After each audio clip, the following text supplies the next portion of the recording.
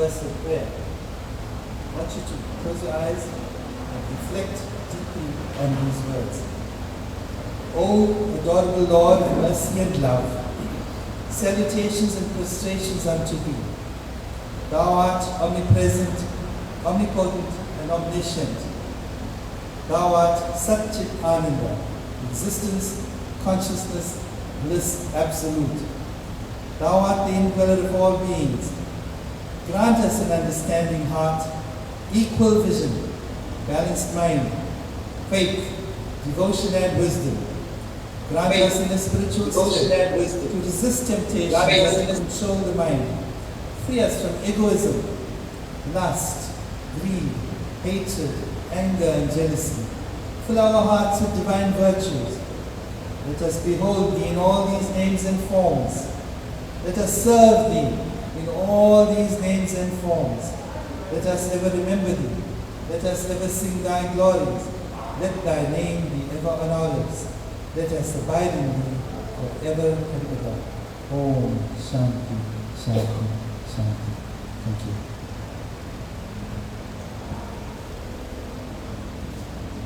Thank you, Dr. Devraj, for giving us some inspiring words from two of our great saints, Swami Sivananda and Swami Vivekananda, and for the prayer. So before we start, ladies and gentlemen, I just want to tell you the program would be that I'll do an introduction of our eminent guest. I'll introduce our panel that's here, a very highly educated and very prominent people in South Africa. And then we'll felicitate our guests by a presentation from our Mata Jive, who very kindly gave her daughter to Mr. Pradeep Ramlal 35 years ago. And after that, the panel, after the presentation by Sri Pradeepji, will then have a discussion with the panel. There will be some comments and presentations from the panel, and the discussion will be open for you to answer question time.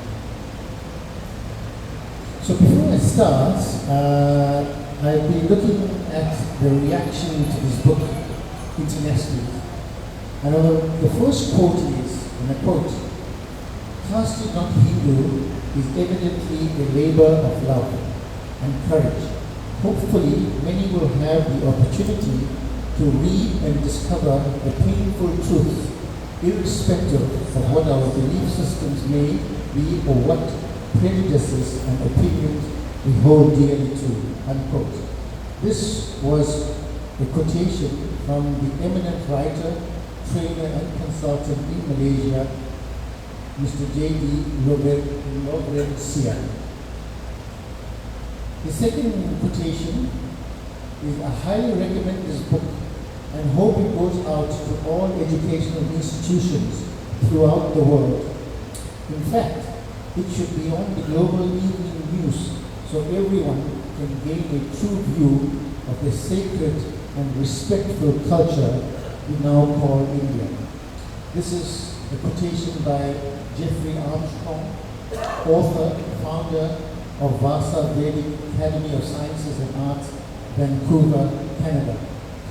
Of course, there are many such quotations that I can give you, but I think we will be deviating from the main event, and that is to listen to what our co-author Shifa Deepji has to say. So before I introduce our eminent speaker, I just want to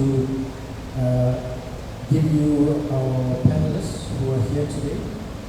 First is Professor Anand Singh, and I think everyone knows him.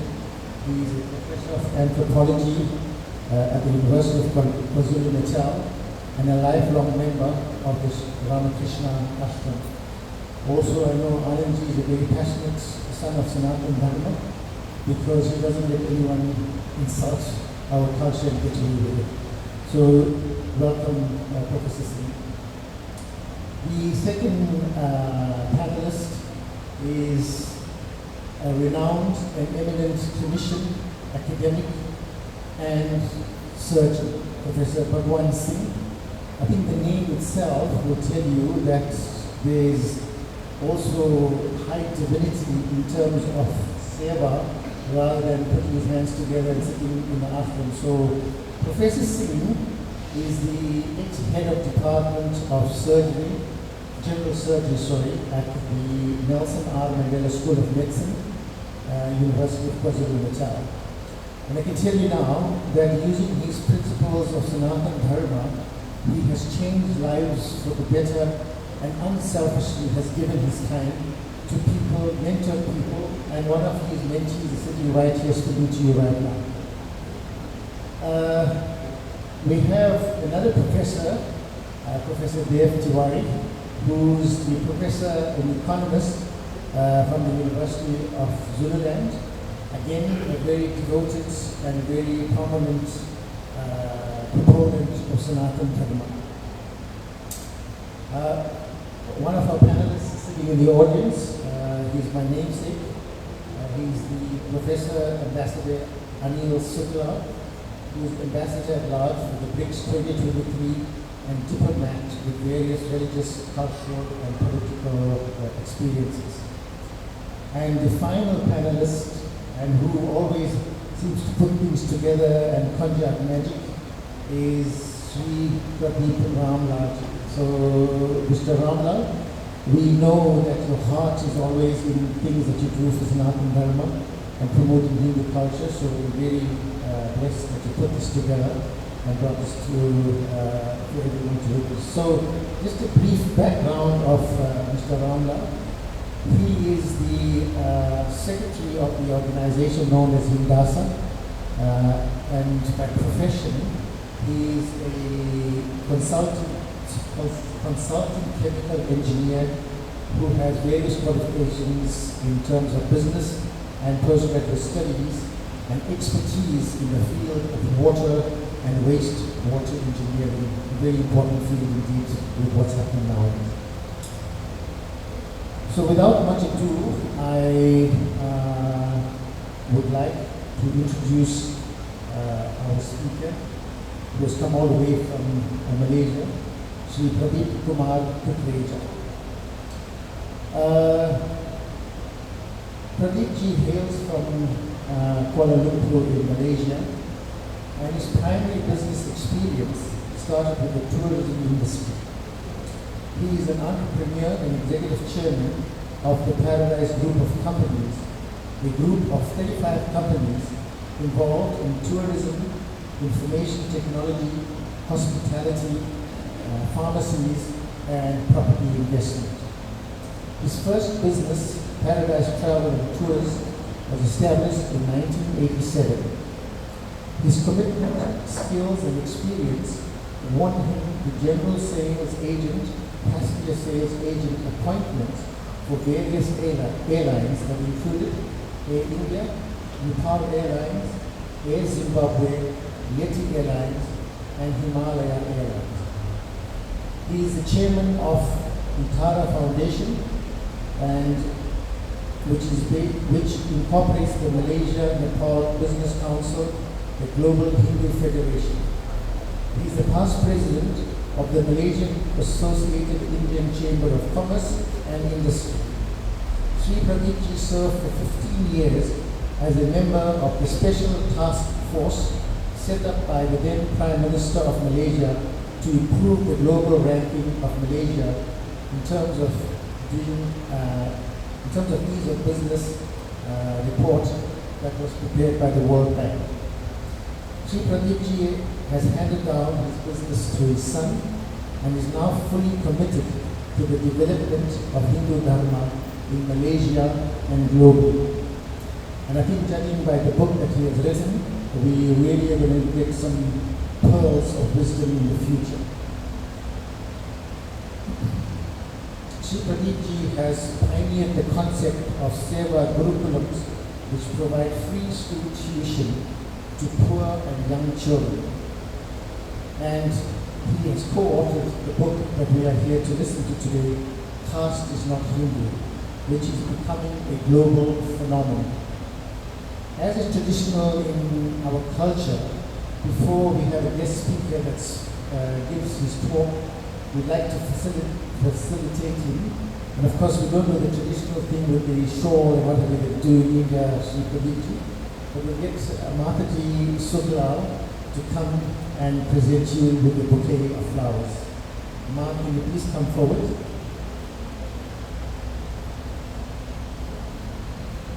Professor Clark, can you help Ma to come, please?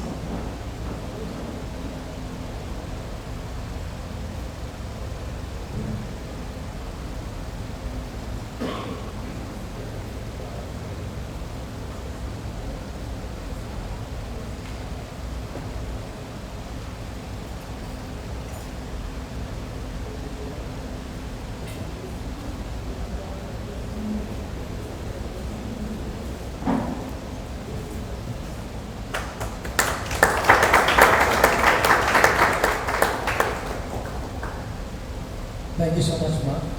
We really appreciate your presence and that you could. Having said that, we've already taken 22 minutes, and now invite Sri Pradipji to give us his talk.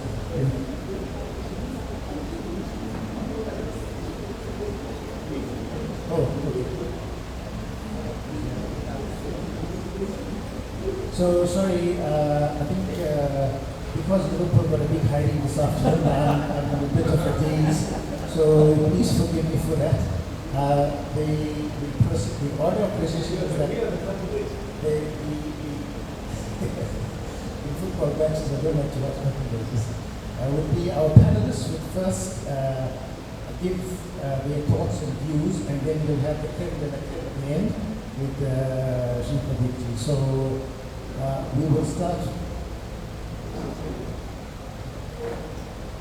So we'll start with Professor Anand Singh.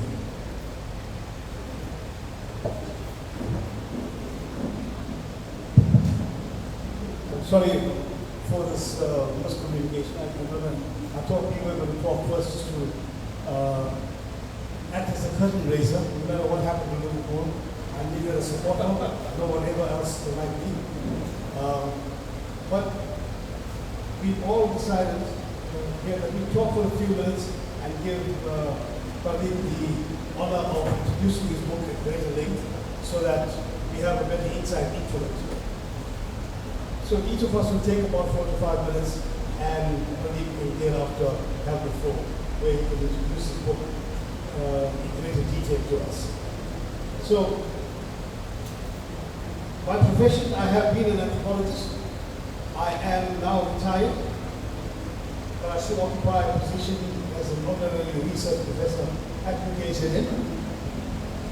The issue of caste is something that has been extremely divisive, very explosive, and in many ways being used to the utmost to try to do two things: to undermine Hindus as well as undermine India for whatever the outsiders or the others claim to believe we are.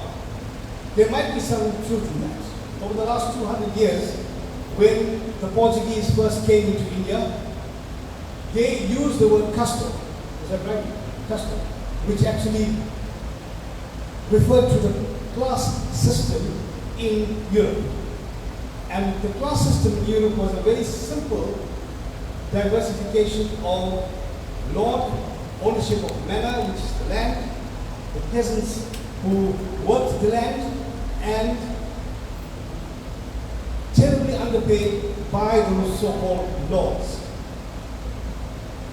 Indian society, on the other hand, was far more complex, and it was far more sophisticated than what Europeans had.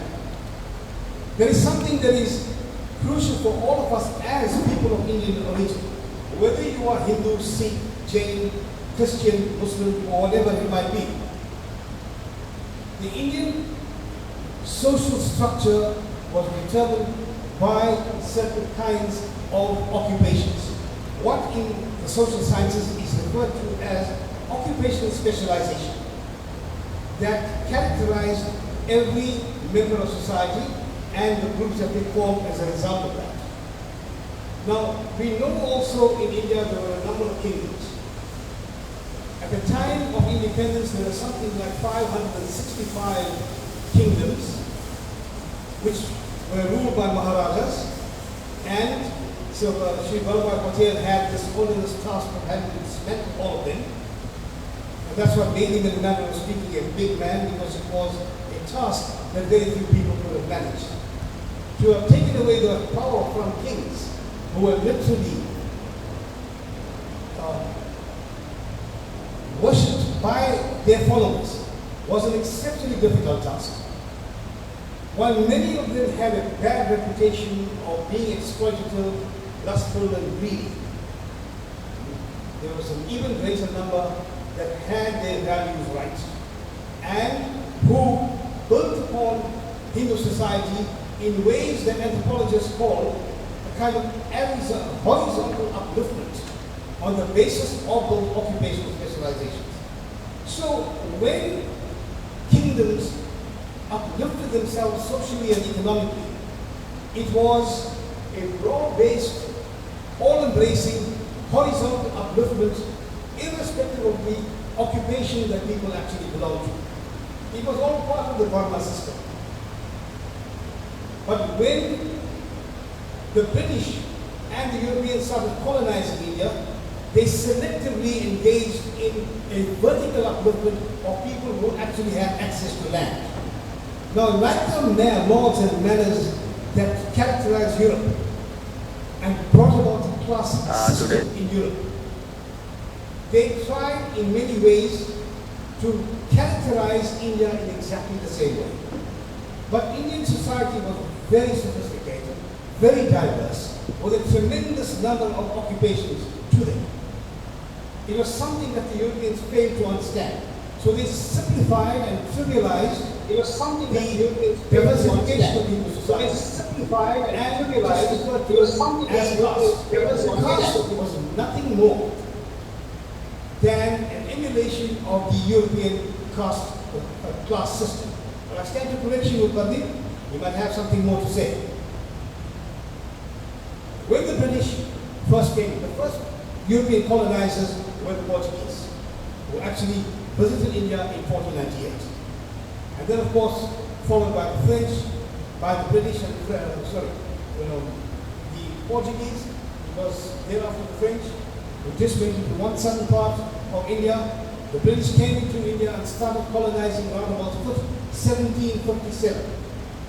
And then thereafter, it was one other, which is the fourth one? The Portuguese, the British, and the French. Spanish. And not the Spanish. That's Spanish. Sorry? Dutch. The Dutch, sorry, the Dutch. Now, when the British first came in, when the British first came into India, it was the East India Company that dominated. It was not the British government.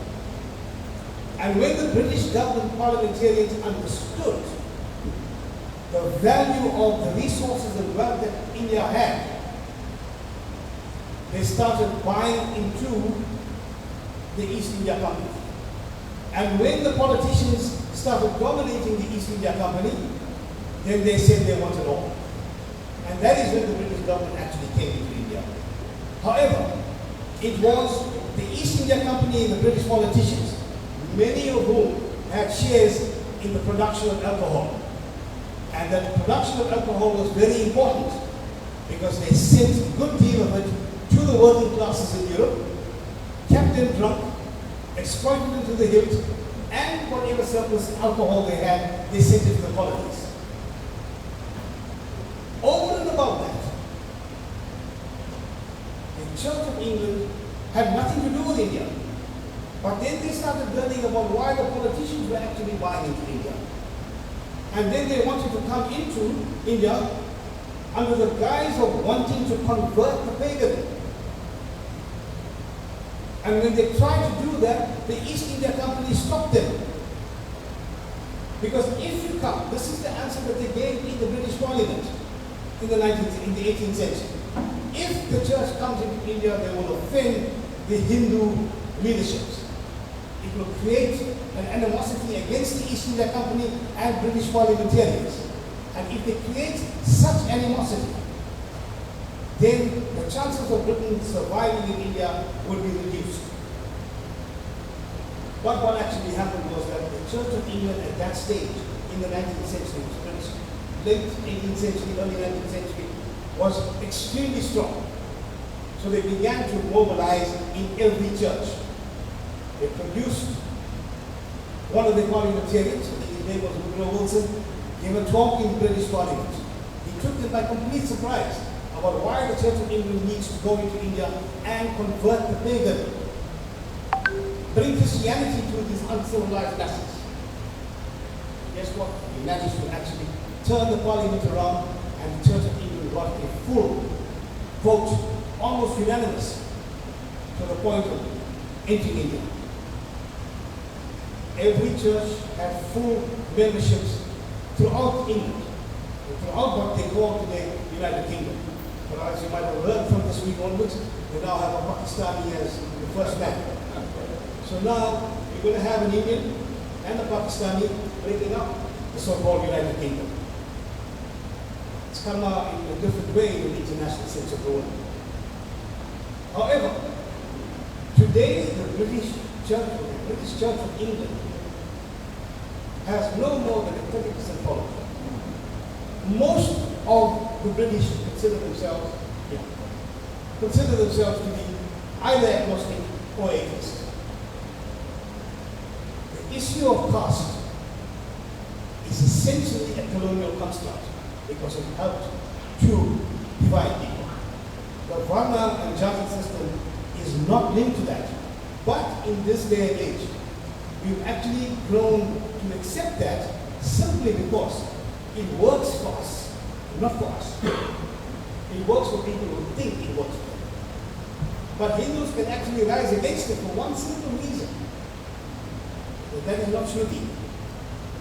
That is Shruti meaning the spiritual insight gained by sages and seers. It's less even of Smriti, that which was created for social organization. And eventually, with the kind of rise against the caste system that is prevalent not only in India but throughout the Indian diaspora, it is a matter of a few decades before it actually erodes. Thank you.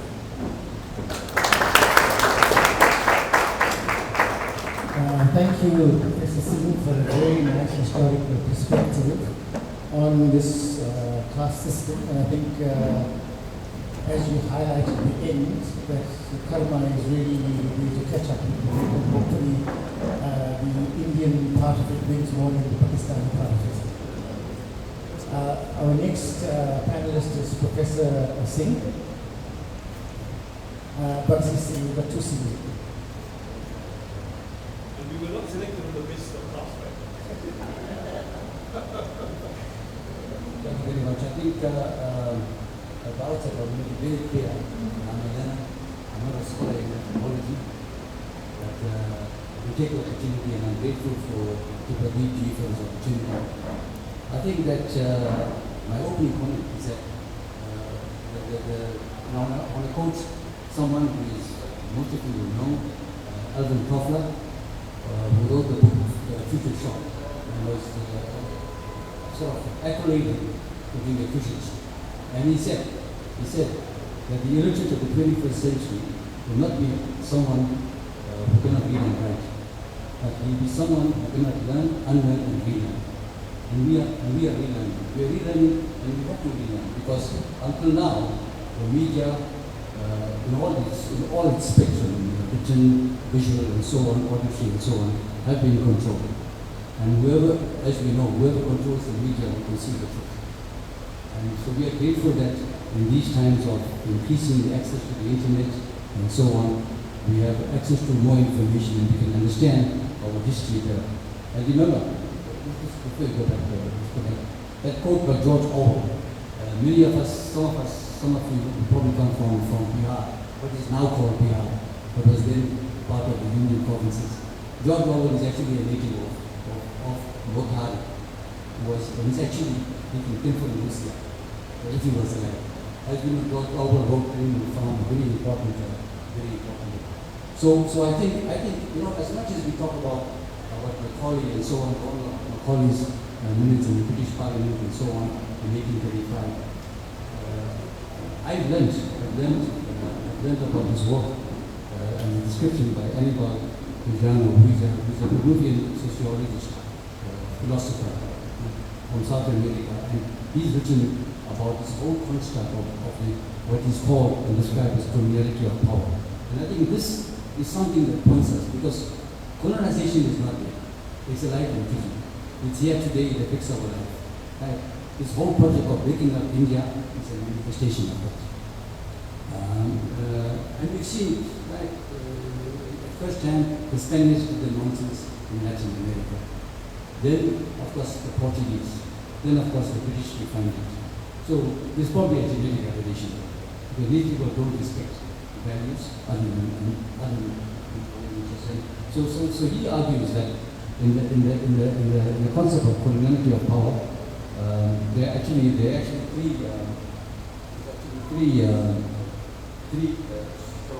three forms of hierarchy, of knowledge and cultural systems. And this reflects on that. I find it fascinating because this thing of system of hierarchies is what we had over here. Right? Whites on top, right? Perhaps colors there, Indians there, Africans there. And so what Gabor did, he just did what his genetic origin is directly. And it takes various forms throughout the diaspora and the different countries. Right? And of course, so, on the perverse description of phenotype differences and so on. Of course, all of this was driven by the economic pursuits and the economic sort of ambitions that unusually differentiate. Right? So in respect of the systems of knowledge, again, coming from the perspective of those of us that are in universities and so on, we have been compelled to do research that suits them. We write for them. Right? We've ignored our own indigenous research. Right? And this whole production of our knowledge is on their terms. So we can't write about things that affect us. Where I come in the field of high world, right? It will be scoffed at on the first one. Like in oriental papers. Yeah. And again, that is something that we've been sort of almost sort of led into by this published or British sort of mentality that they have constructed. They control the language as well. Like in the terms of systems of knowledge, it is their knowledge, it is their language. And language, if you don't know, will definitely incarcerate you. So you write in their words, right? And you have to speak with them. And you know what that does. It always sets us on that. So, and with that, there is simultaneously a denial. There's a denial of the knowledge production of the conquered, those of us. So our history has not been written. We don't know. I am learning on a daily basis. That this thing about the divide between merchant people here in this part of the province and the Gurucha people, for example. But we've been conflated with the merchant privileged people. Right? And yet there is a definite class divide. It's there. But they write the book. This I will write about it. Why you look at it? One read it before him. Right? Even Brain did it as well. So I'm saying it is time to reconstruct. And this is a reflection of this coloniality of knowledge that we've done. And of course, cultural system slightly you can actually go through the ages of time. So when people talk about this caste thing, right, from what I can understand and what I read, the three popular tropes are this fourfold category hierarchy. The Brahmins, the Kshatriyas, and so on. The second is they are saying that it is ordained by sacred Hindu texts. They are saying the people that have prompted this, because this is their interpretation. And of course today we talk about it being caste discrimination being illegal. So again, in respect of this, and there have been a lot of guys, people writing about this progressively. And they've said the statements were written 200 years ago, and these facts were actually interpreted from second-hand and third-hand sources, unusually made a complete reference. And these were meant to reflect conventional wisdom. The categories that were of so-called caste and so on, as we have perceived, they reflect within the colonial time to suit their interests. And it was actually at a time when information was not as evident as it is now, right? And the colonizers who controlled the medium of communication, right? made this information as we almost in their terms gospel. So this was initially done in the early 19th century, and it was by elevating selected and convenient sort of Sanskrit scripts at the monastery, and they elevated that to almost like canonical sort of status. So this is the last couple of slides. So we cannot, as a discourse is, marginalize people of the world. We can say, I can say, there's been no quantum on the impact that is Western imperialism has done to us in the so-called third world, and in the diaspora, those of us that came in as part of the justice. This whole thing about divide and rule, the British did that because it put people in the categories suited their agenda, as it still does today. So it was actually a tool used to gain control, and the most effective way of initiating of people to fight against and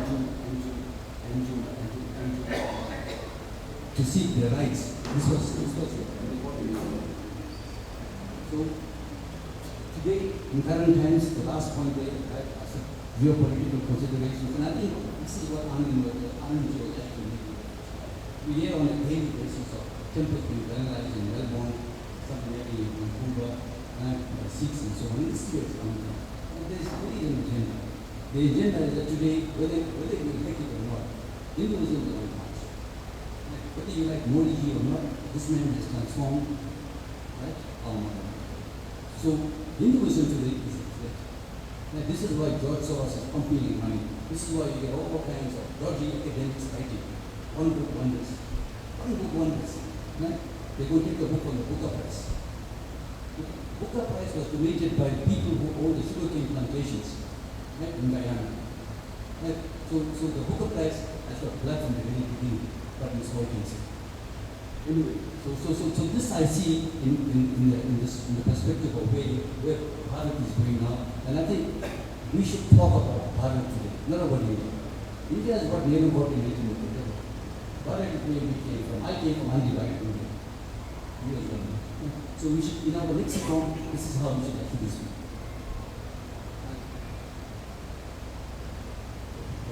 You know who Jim Morrison was? Jim Morrison was a lead singer for the Doors. Well-known popular guy. So again, this whole thing about the caste system and how it demand and so on, there have been many people, and I just picked up a few quotes here. These are eminent people, anthropologists, I'm sure Anand, you know Susan Bailey, she's a professor, even though she's from Cambridge, but they all said this, hang on, you know what, we misinterpreted, misappropriated, right? And this whole concept is actually misappropriation of fundamental social order that Anandji has this I'm leaving it on there because that is the name that comes on repeatedly. And this is what he said. That it is not some unchanged survival of an ancient India, not some single system that reflects a core civilization value, not a basic experiment of Buddha. Rather, it's a modern phenomenon that is specifically the product of historical encounter between what he calls India and the Western community. And we know what. It is for their agenda, for their material agenda, for their agenda to actually politicize and so on. And he also suggests that under the British caste became a singleton capable of expressing, organizing, or systemizing these diverse social identity. And I made that point. That when these scholars came there, it wasn't like what they discovered from the first people, for example, in Guyana. They came to a civilization, to a society, highly sophisticated, and couldn't handle it. So there is weight in this system. So, from a perspective of someone who is remote from anthropology and all that, for me, the argument is that colonization was pivotal in constructing this whole trust concept. And in this respect, I think that the comment has to be made that the missionaries played a pivotal role. And they serve as a go-to ethnographics. So they were the ones that are going around collecting data, putting it into all kinds of general falsehoods. And I think, I don't know whether we have maybe a minute more. I think in the, in the context of where we are today, right, how does caste affect, right, the religion? Right? And I think that when we came there, the moment we set foot on that ship, our ancestors, this caste thing had to be disciplined. Right? Because we were recruited as individuals, and it was mission impossible to maintain the caste. We were out in the same barracks, right? There was a regional division, and it was just understandable. Right? You speak one variant of Sanskrit, you speak another variant in the south. So that's going to add some sort of misunderstanding and so on. That's the only thing that actually we use. However, today, the elephant in the room is between the religious divisions in our society. Between Hindus, right, and those that pursue and subscribe to Advaita. Okay. And I think also on the estates and so on, they were unable to sort of preserve the religion. So I think, yeah, I'll just leave this slide behind because this is a local writer. I'll leave it there, and she wrote about, she's a product of a Hindu father, a Muslim mother, and she writes that, I'll just leave it on there for all of this. So that way, it encapsulates what we're all about.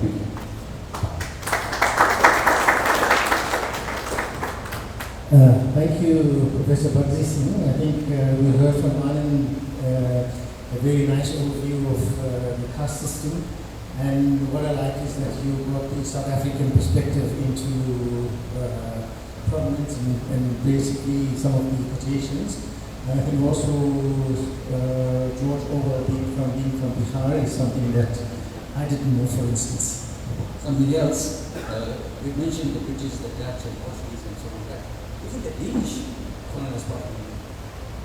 The 9 Scandinavians, they just don't check it out. It might explain what they pick up California, the Danish citizenship. Okay, thank you so much, Professor Bhakti Singh. Our next panelist is Professor Dev Tiwari. We'll go to Professor Tiwari, to Anil Sukla, and I'll come in the end to Pradeep because he can also mention something about Hindasa. Thank you. Thank you, it's a good talk. Thank you, all the audience. I have 10 minutes, right? 5 minutes. Oh, that's okay. I've been asked to speak on G20 and this concept of Vasudha Kutumbakam. So, and I don't know how to link it with the caste, so I'm going to link it with the caste as well. So this Vasudha Kutumbakam, if you see, the concept originated sometime in Mahaprabhu, and then in Hitopadesh also it was said. And I recall reading the slokas in early days when I was in grade 6 and 7. Because of paucity of time, I will not read them because I can read Sanskrit and I have done Sanskrit grade 4. So in Hitopadesh it says, Ayam Nija Paro Veti Vana Lagu Chetasam Udar Charitanam Vasudha Kutumbakam. It basically says that those who are magnanimous, for them, the world is a family. Okay? So this concept now we are following this year. Modi ji, he is the president of G20, and G20 is a very powerful group, owns about 80% of the GDP and almost the same amount of world trade. So this concept, we are saying this is our tagline, and we can promote Vasudha Kutumbakam. Okay, so that's the idea. But then we have been also criticized because of caste. We said, how can you unite the world when you yourself are not united in the caste? So I thought I'd go into this, just link whether caste is a Hindu thing or not. Let me give a brief rundown. There's a guy called Dumont who is an authority in caste, and he has done quite a bit of research, and he said there is no link between caste and Hinduism. Yes, there is a link. There is a concept of Varna, probably Ramdalji will be speaking, and I think Prof. you said about that there is a casteism with Ved and Manusmriti. I can tell you there is no such caste in Rig and Manusmriti. In Rig Veda, I've been working on Rig Veda and reading it. In 10th mandala, if you do a thought experiment right now, think of your body. So if you want, I want to rank your body parts, which is the most important and which is the least important. So what would you say? Would you be ready to sacrifice your feet in order to have a head or something like that? No, everything is equally important. You can't sacrifice feet, you can't sacrifice arms. So this is an organic whole, an organic system. So in Rig Veda, in 10th mandal, I can't recall the sloka, it says the Brahmins are coming from mouth, arms are Kshatriya, thighs are Vaishya, Shudra are your feet.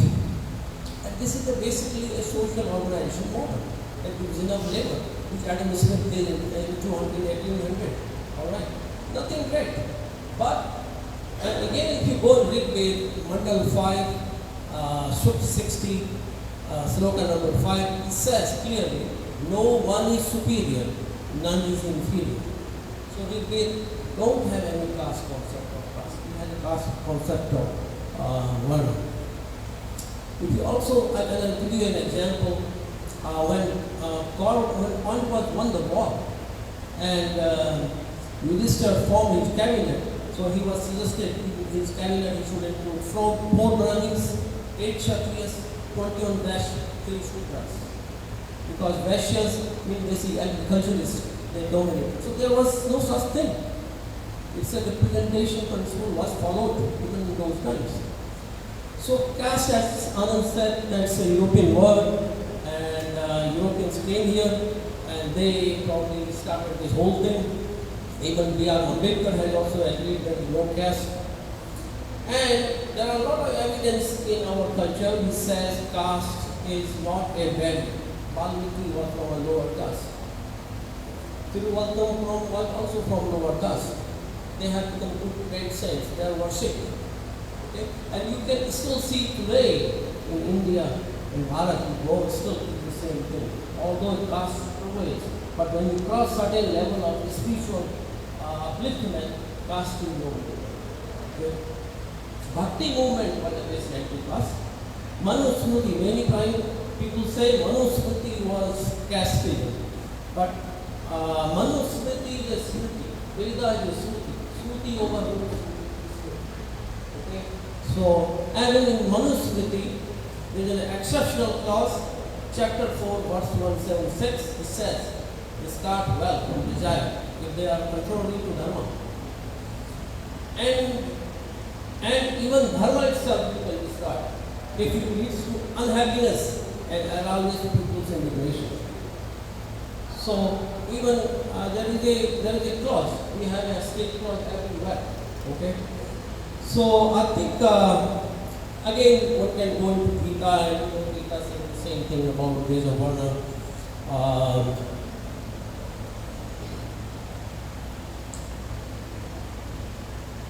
Okay, here is another in Mahabharata, chapter 216, verse 14 and 15.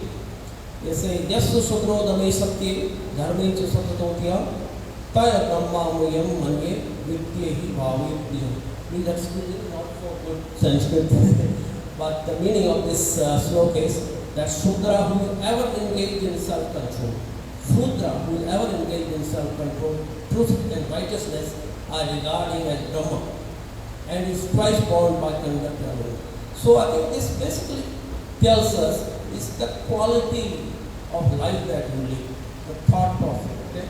Not where you are born. So in Vedic world, there was no caste at all. Okay? There are a lot of examples in the modern world also, like Kabir, Shri, Narayan Guru. They are all come from lower caste and they are regarded very highly in India, in Bharat. Of course, again, Anand has said something about Christian people. So now I want to say one simple thing here. The simple thing is what is the difference when you go to a business world and when you talk to your friend? A business world have a different intention and he says different things to you. A friend has the same intention and he says the same thing to you. So when your intentions are not pure, and that's where it involves chal and kapat. So there are two camps here. The camp, those who want to destroy India, they are using chal kapat strategy. They can be very nice to you, but what is their real intention?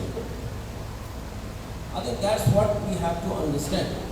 Why right now in all 5 I countries there is a Khalistan movement going on? It was all quiet for a long time. You just have to see these things, the deep state of these countries. What are they doing? You've got to link that. So this chal kapat strategy, you've got to understand. So we can say that we can lead the world, but don't think there will be no opposition to you. One world, one family is a good thing. We must do it, but we must be also aware of those people who are being self-governed. And that is George Soros is one of them.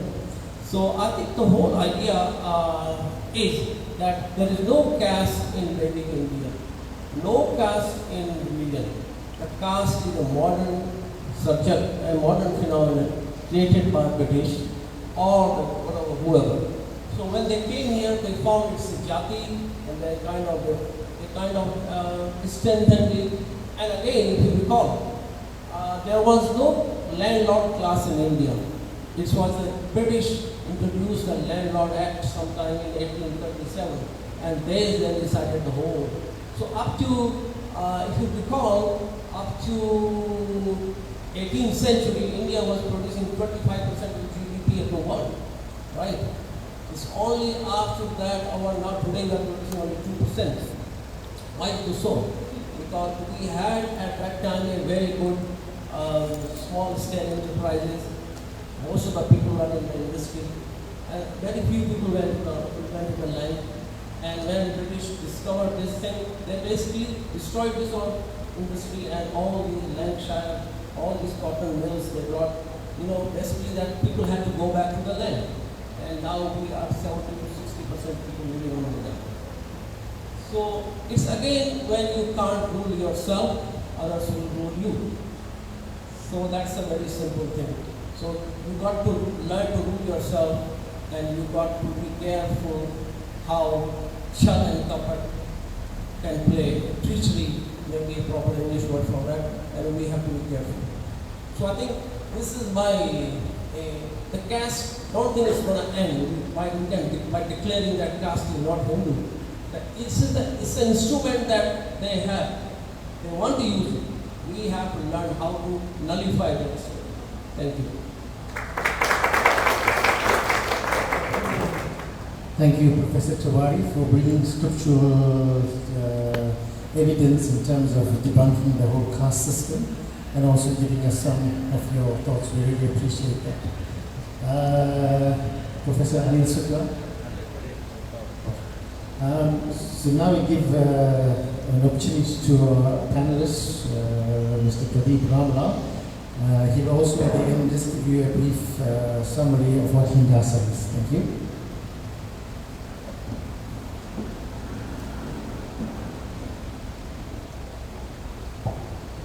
Thank you, Professor Anil Chatragun.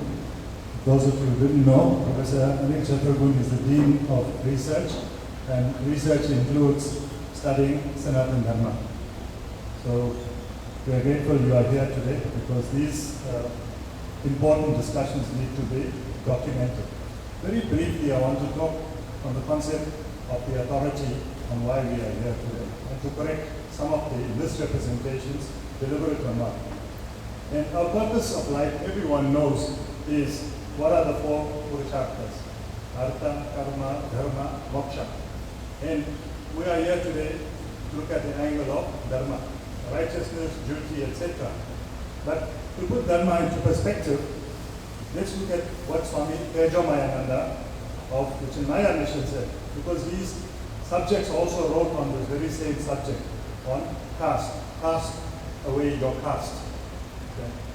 And Dharma means that which sustains and integrates. Everything that the British or the colonialists did was to divide and disintegrate. So they were doing something totally dharmic. And our gunas are influenced by our vasanas for past life experience. Now, in the Skanda Purana, many people who believe that they are learned people in our society, they say they are born Brahmins. But Vaditji, my namesake, the senior person, will tell you there is no Brahmins, there is Brahmana. So I don't want to take away that responsibility of sharing that wisdom. But when you look at the great saints that have come to restore equilibrium in terms of Sanatana Dharma, whether it's Adi Shankaracharya, Ramanujacharya, Vallabhacharya, etc., they all condemn the so-called caste or divisive system. And I draw my authority from the main three scriptures, called the Prasthan Trayi. Now, we all know that there are Puranas and there are stories, etc. But go back to the source, which is the Vedas. Right? And those three main scriptures, the Bhagavad Gita, the Brahma Sutras, and the Upanishads. You look at the hierarchy, you go and look at the structure of our main scriptures, you'll see the scriptures on the top and the scriptures at the bottom. And somehow our learned or erudite priests, they tend to take the story from the bottom because it's easier to grasp. But I want to quote the Parma Acharya of Kanchi Kamakoti Peetham, who lived over 100 years ago. He was the 68th Shankaracharya, or the Pontiff as we would want to go. And he has written extensively on Hindu Dharma. And we draw our source information from his teachings, which is backed up in the Vedas. Now, he has said, what is the Varna system? It's based on your gunas. It's your qualities, it's your attributes. It has got nothing to do with jati or caste. Right? He's also gone on to say that had it not been for the Varna system, we as Hindus or Sanatanis would have been removed from the face of this earth. Because it was the Varna system that created the Kshatriyas, it was the Varna system that created the intellectual who gave advice to the kings, and it was the Vaishyas who gave business acumen in terms of artha, or economy. And the last part, whether you want to call it Shudra, etc., but it was the strength that kept this body up. Without the feet, there was no mobility. You can't sacrifice an integrated body. You need it to work as a union. Now, in Bhagavad Gita, Lord Krishna says, if we accept that Gita is the authentic scripture, he says that Chatur Varnam, Maya, Shristi, Guna Karma, Vibhavasha. This means of the four classification systems, we have the four Varnas: Brahmana, Kshatriya, Vaishya, and Shudra. But it was deliberately distorted because many of our people, I'm talking in the South African context, didn't know how to read or write in Hindi or Sanskrit or Tamil or Telugu, because that knowledge was the specific responsibility of a person who became or came on the Jati text. That because you are born in a so-called Brahmin family, you automatically a Brahmin. I'm sorry, that is nonsensical. And today we want to correct it.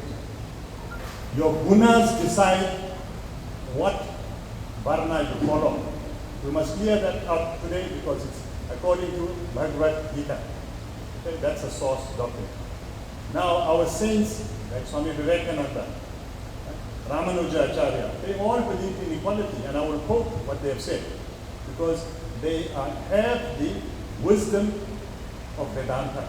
And until you study scriptures, you cannot say you're a Purohit or you're a Pandit or you're an Acharya, etc. You need to study scriptures and the right scriptures.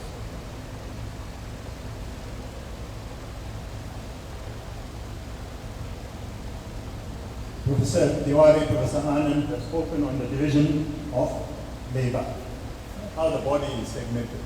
Now, when you look at the concept of dharma, we all have a duty to be good, to do good, to be compassionate, to be kind, to do charity, to do seva. It is common for all of us. as part of Artha, Karma, Dharma, Moksha. It's your birthright to do good. Nobody has said you are limited because of your so-called caste. Everybody must realize God. But this concept has been deliberately and mischievously used to denigrate people, to create a social hierarchy. When we look at our special duties, these special duties are determined by your varna. You cannot have a non-intelligent person leading and giving advice. You cannot have a strong person running the army. You cannot have a weak businessman running the country because the economy will fall. You need labor-intensive work as well. You need strong people. That is the integration. But when you read Mahaswami's book, the Parmacharya, he says, had it not been for the Varna system, we would have been destroyed. But yet, the Varna system is misconstrued as being caste-based or jati. Now let me clarify. Jati means a vocation. You are born into a family that may be doing shoe repairs or you may be doing dairy farming, but it doesn't determine your caste. Today in South Africa, we have many people in one family, but they're doing diverse vocations. So how can you say that family with a certain title, they are Brahmins or they are Kshatriyas, etc.? Why did the British only talk about Brahmins and the low caste? It's because they wanted to divide society. The intent was not pure. Lord Krishna also says, yes, I did create a Varna system, but the integration of the Varna system in society, I am not the doer. It is up to society to do it. In the same verse, the second stanza of the same verse, it is human evolution that will decide how you go. And he says, independence of free will is there. That is the purpose of life. If we don't have that, then what are you taking birth for? That's important. For us to do justice, and that is Dharma. Lastly, I just want to say that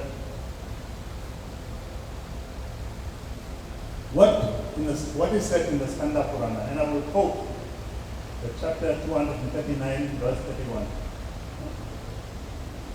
The Skanda Purana, which is not necessarily the top three of scriptures, but so-called priests use the Skanda Purana to justify that they are jati-based, they are born into a Brahminical family. That is wrong. Okay? Lord Brahma says that as part of life, he queried to Lord Narada. Okay, right? And at birth, one is a Shudra. Not in the real sense, but it means you are born with a zero slate. Your gunas are determined by your Gurukul education. If you come in contact with religious people, naturally you will develop qualities that are good. But if you come in contact with the wrong people, your qualities and your tendencies will be bad. All the saints and sages always say, keep the company of good people or have satsang. Very practical way. So nobody has a birthright to say that they are born as a Brahmana or a Brahman. It's not there in the scriptures. Interpret it correctly. I just want to end with one real story. There was a little boy in Sri Aurobindo Ashram. Sri Aurobindo was a Maharishi, and he was a great freedom fighter, far superior than what was done during Nehru's time or during Gandhi's time. Go and read his books. In 1933, he met the mother. The mother of Sri Aurobindo Ashram was a French lady, Mira. She was a saint. And what she gave him the duty to clean the sanitary department, which is the toilets. In his 63rd and 64th year, he had a divine experience. What was his job? Cleaning the toilets. Now those of you all who know Campbell, Arun Perum Jyoti, that divine experience was the universal light coming out of his head. And it's documented. So where does the caste system fit in? Nothing. Do your sadhana, do your duty, do your dharma. The Paramacharya has said, everyone has a responsibility. If you do your work correctly with the right heart and sincerity, you will realize God. God is not exclusive to the rich people, is not exclusive to the so-called Brahmins, etc. It is your divine birthright to realize what is Sanatana Dharma. Thank you.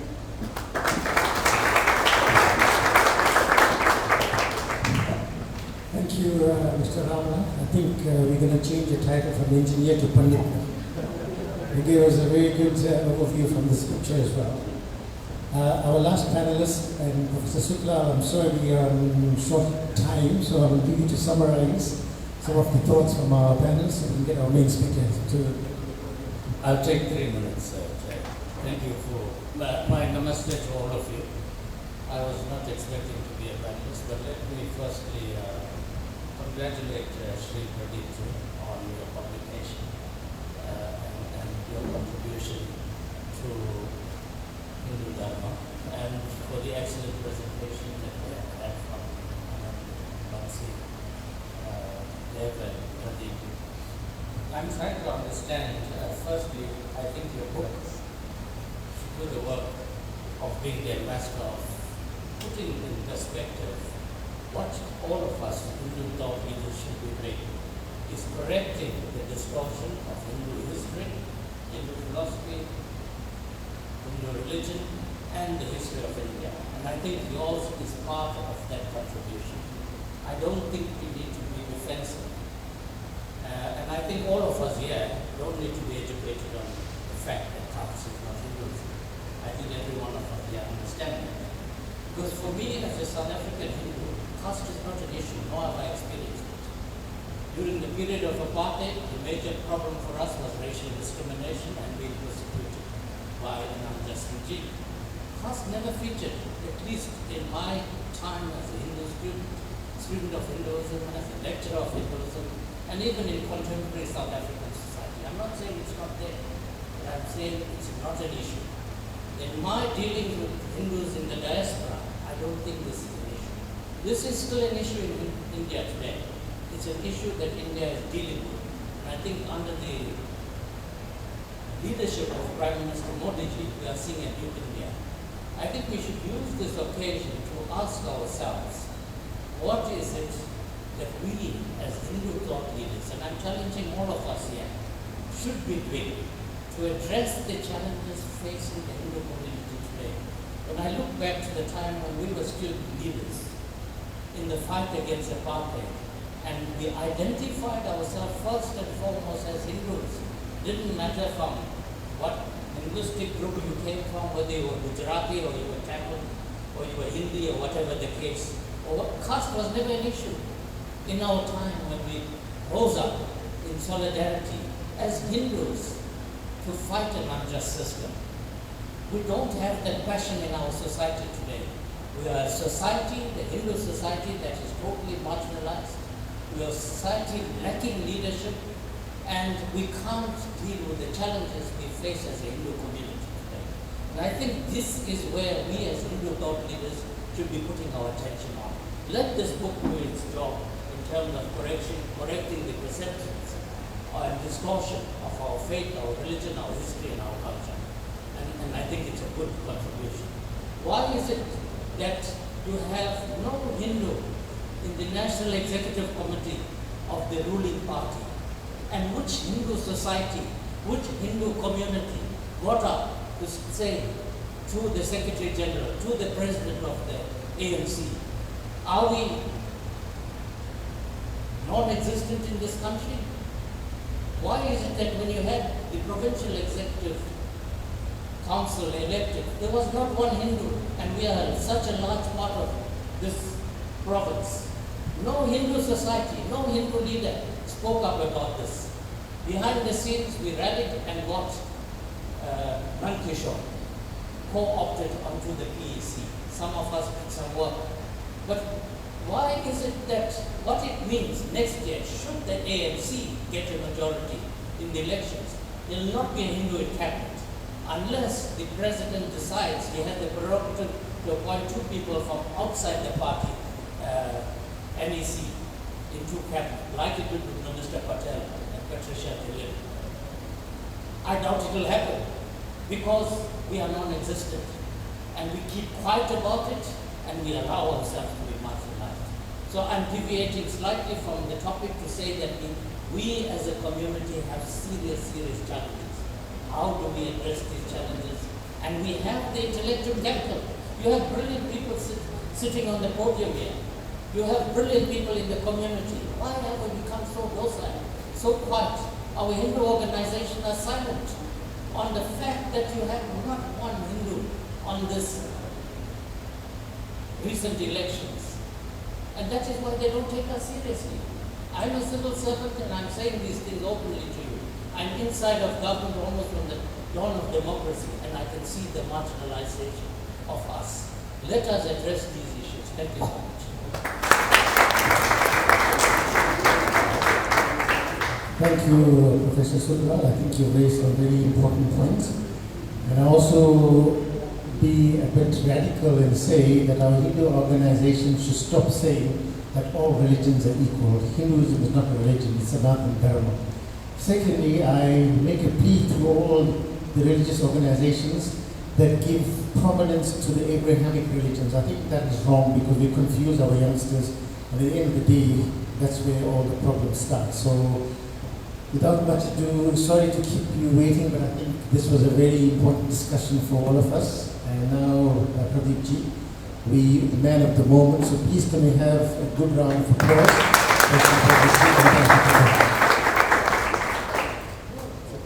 Thank you, Prof. Anilji. Namaste, Vanakkam, Namaskar, and Hari Om. It was very exciting listening to all the panelists, and of course, I think they have all made my job much easier. All of you have kind of endorsed that Caste is not Hindu, and that will allow me to move a little faster in my presentation. So, thank you all for being here, and basically, maybe as Shuklaji mentioned just now, maybe in South Africa this may not have been very prominent, but I can assure you that at least in Malaysia it's very prominent, especially with the Tamil community. It's a very big thing even today, and I know it's a similar thing in Sri Lanka, and it's also quite prominent, I believe, in Mauritius and many of these countries where the diaspora is. So let me take you through a journey through the book. I'll go quickly because I think our speakers have endorsed most of it, if I may use the word. Or we all do agree, we're on the same page that Caste is not Hindu, but how did it become so much attached to Hindu? How did Caste become so much like as though it's a part of Hindu?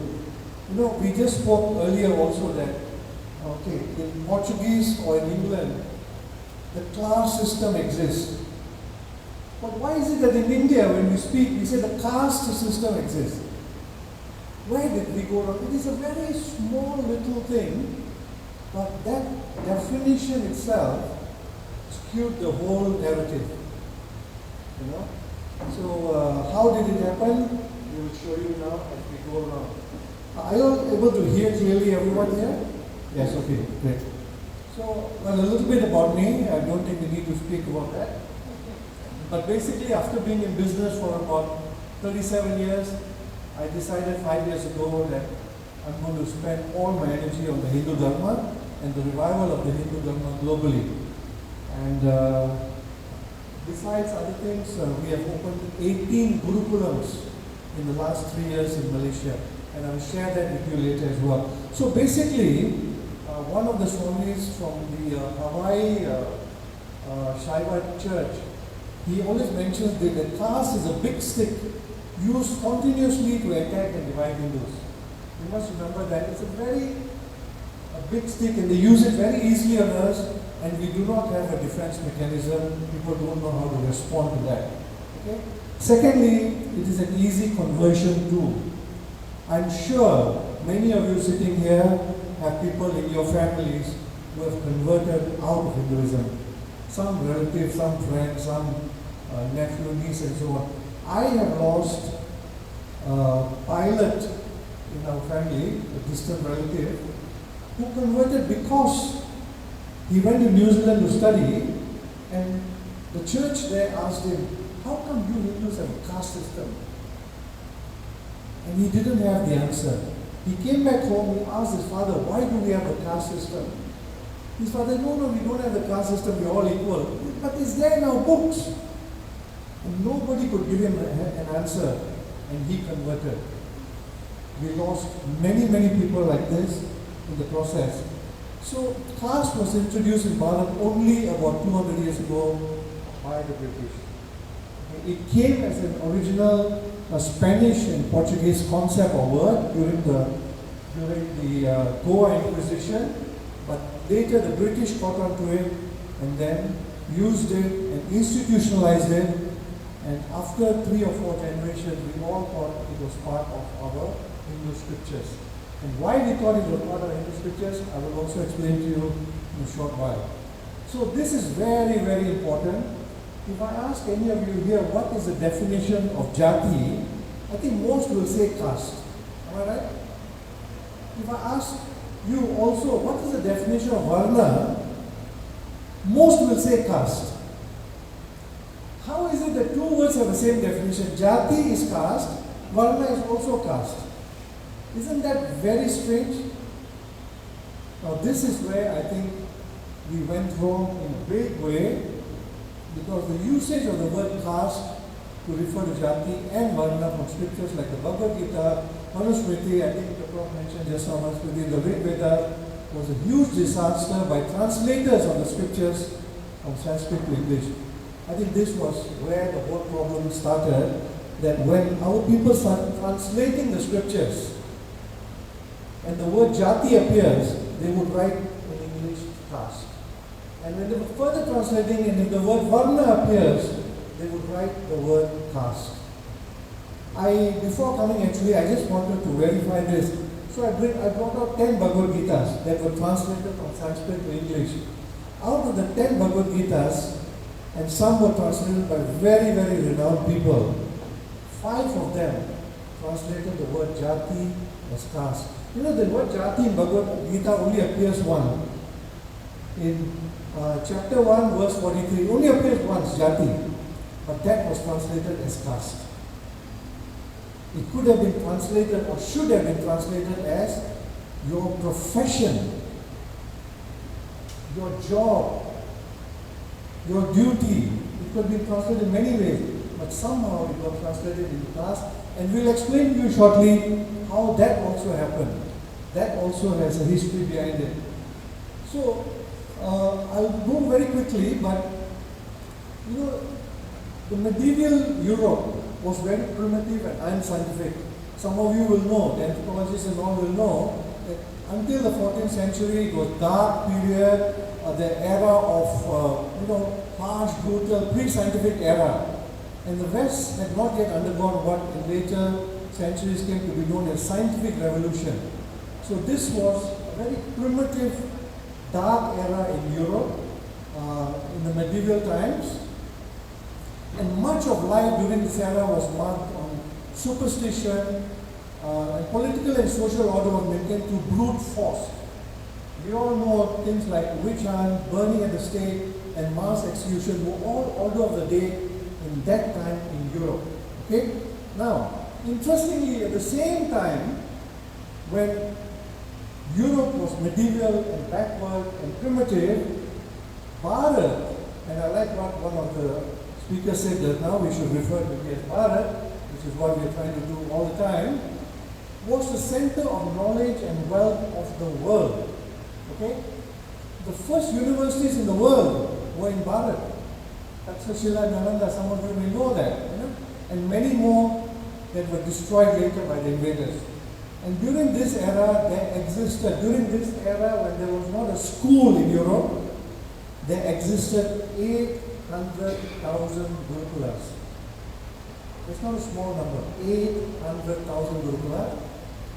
Bharat was once arguably, during that period, it was arguably the richest place on earth with 24% of the world GDP before the invasion. Now today, out of the 800,000 gurukulas, or rather when the British left, only 4,000 remain. Because they knew that to destroy India, to divide India, to conquer India, they had to break the education system. And break they did. Alright? So, Bharat had a highly advanced civilization with remarkable achievements in mathematics, astronomy, medicine, philosophy. We all know so many inventions came out of Bharat, but we talk about Thomas Edison and we talk about Einstein and we talk about the recent scientists in the last 100, 150 years. None of us know the name of scientists from India. Even though many of us may know that in mathematics, the number 0 was invented by an Indian, Aryabhatta. But then we hardly refer to them anywhere, right? The Indus Valley civilization, which dates back 2000 years BCE, okay, before the Christ era, is one of the oldest known civilizations in the world. And comparatively, there was radical prejudice in medieval Europe, as they deemed, even that time in Europe, they deemed dark-skinned individuals as inferior and born to serve as slaves. So that mentality was already there even during this time, about 4,000 years ago. Okay? Now this is a very important document which I think eventually led to the creation of slavery and the caste system. It's called the Papal Bull. I don't know how many of you are aware of this document, but this is a decree issued by the Pope. The Papal Bull is a decree of law or declaration of law issued by the Pope starting in the 15th century, just after the medieval period. And in the modern times, it is an enactment of law. Today we speak about it, it is an enactment of law. Okay, the Romanus Pontifex Bull 1455 stated that any land not inhabited by Christians was available to be discovered, claimed, and exploited. And also known as the doctrine of discovery, this became the basis for all European claims on the Americas and the rest of the world. So with this decree that the Pope issued, that any land not inhabited by Christians, they can go and take over that land, became a basis of the invasions all over the world after that. Right? It is clearly stated that if Christian enters the land of non-Christian, that land will become possession of the discoverer, which is what they did in the Americas and many other parts of the world as well. In a nutshell, it called for the indigenous natives to be invaded, captured, and their properties would be confiscated.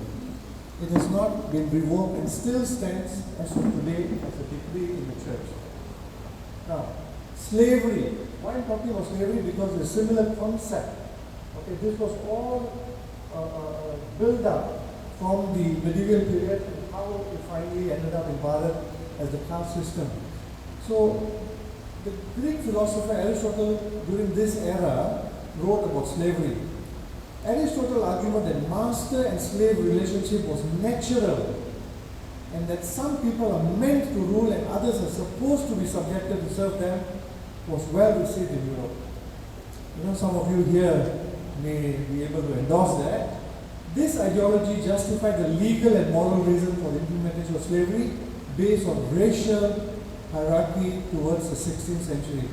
Based on this evolving theology, the Europeans saw indigenous people as natural slaves and primarily identified Africans as slave material. This is where the whole concept came from. And the captured Africans were taken to ports and sold to the ship captains for a pre-agreed price, just like cattle and horses. All this is covered in the book. And this is very interesting. One of the first English slave ships was actually named Jesus of River. Under the name of God, they were doing all these things. And it was owned by Queen Elizabeth I. That's the beauty of it. In the 300 years of slave trade, almost 12.5 million Africans were abducted and loaded into ships as slaves. And 11 million survived. More than 1.5 million actually died during that period. Later, this again how it evolved, how they came into South Africa and Mauritius and Fiji and Malaysia. They modified it to indentured servitude labor. And the contract was actually basically a modification of slavery. That we will give you $5 a month and you go there and work now, and become our slave. It's just basically a small modification because at that time there was already a resistance to slavery in Europe and in the Americas as well. So most of us think that colonization was by the British, colonization was by the Portuguese, colonization was by the Dutch, and maybe somewhere here and there, maybe the Italians or something like that. But you'll be surprised that all these countries actually went around colonizing other parts of the world. British, French, Portugal, Italy, Germany, Netherlands, Sweden, Norway, Denmark, Spain, Austria, Belgium, USA also, and Russia. All these countries went out and colonized other lands that were non-Christian at that time. Okay? This is very little known to many people. So the Goa Inquisition is also a very important subject that we must understand. How the Portuguese came, and it was one of the most violent and murderous periods ever, started in 1560 and went on to 1812. In 1566, the Portuguese shut down all temples and religious places of worship in Goa. Goa was Hindu, 100%, okay? So was the whole of Bharat. More than 350 temples were willfully demolished by the Portuguese. Languages such as Konkani, Marathi, Sanskrit, and Persian were banned, literally banned in Goa by the Portuguese. In 1567, the Portuguese rulers introduced a law in Goa forbidding Christians from employing Hindus. So those Christians whom they have converted, they forbid those Christians to employ any Hindus. So they wanted to really, destroy the Hindus, put them into very difficult positions so that they converted. So local Hindus and people of other faiths were tortured, many till death. Okay, this, in fact, even when I read this, I feel pain. Their tongues were cut off, eyes were speared, boiling oil was poured into their mouth, vagina, and anus. Their nails were plucked, and their teeth pulled out using pliers. Hindu holy books were burned. They were very brutal. Please go and read up the Goa Inquisition a little bit more. Anyone over the age of 15 was forced to attend church services. False accusation of rumors, unverified information will lead them to arrest. You could just go and complain to the Portuguese guy, oh, that guy did a puja in his house, and the police will come and arrest them and then persecute them. They caught Hindus and rubbed their, okay, this I think is where a lot of, very important, because the caste thing probably grew from here. They caught Hindus and rubbed a piece of beef on their lips, declaring them untouchables.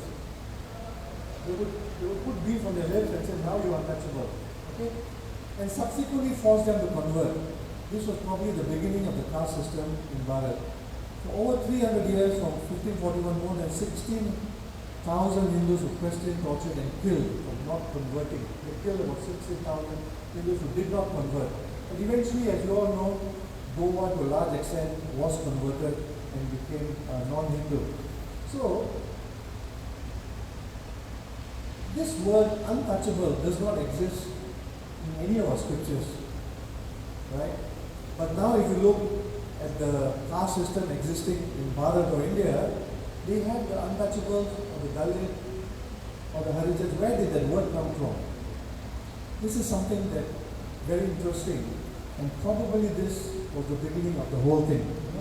So this is how the Portuguese hierarchical Sistema de Casta was brought into Bharat.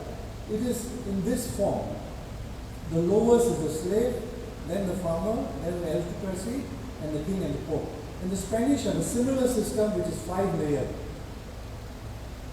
Now, this was brought by the Portuguese, and later the British took this, conveniently put here as Shudras, Vaishyas, Kshatriyas, and Brahmanas. Very nicely they just implanted the Varna system. The Varna system is nothing to do with your blood lineage.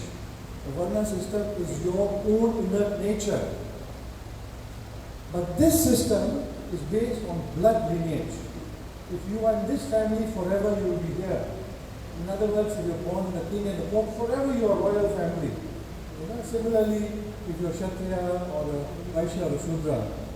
But this is where they planted the Varna system into it.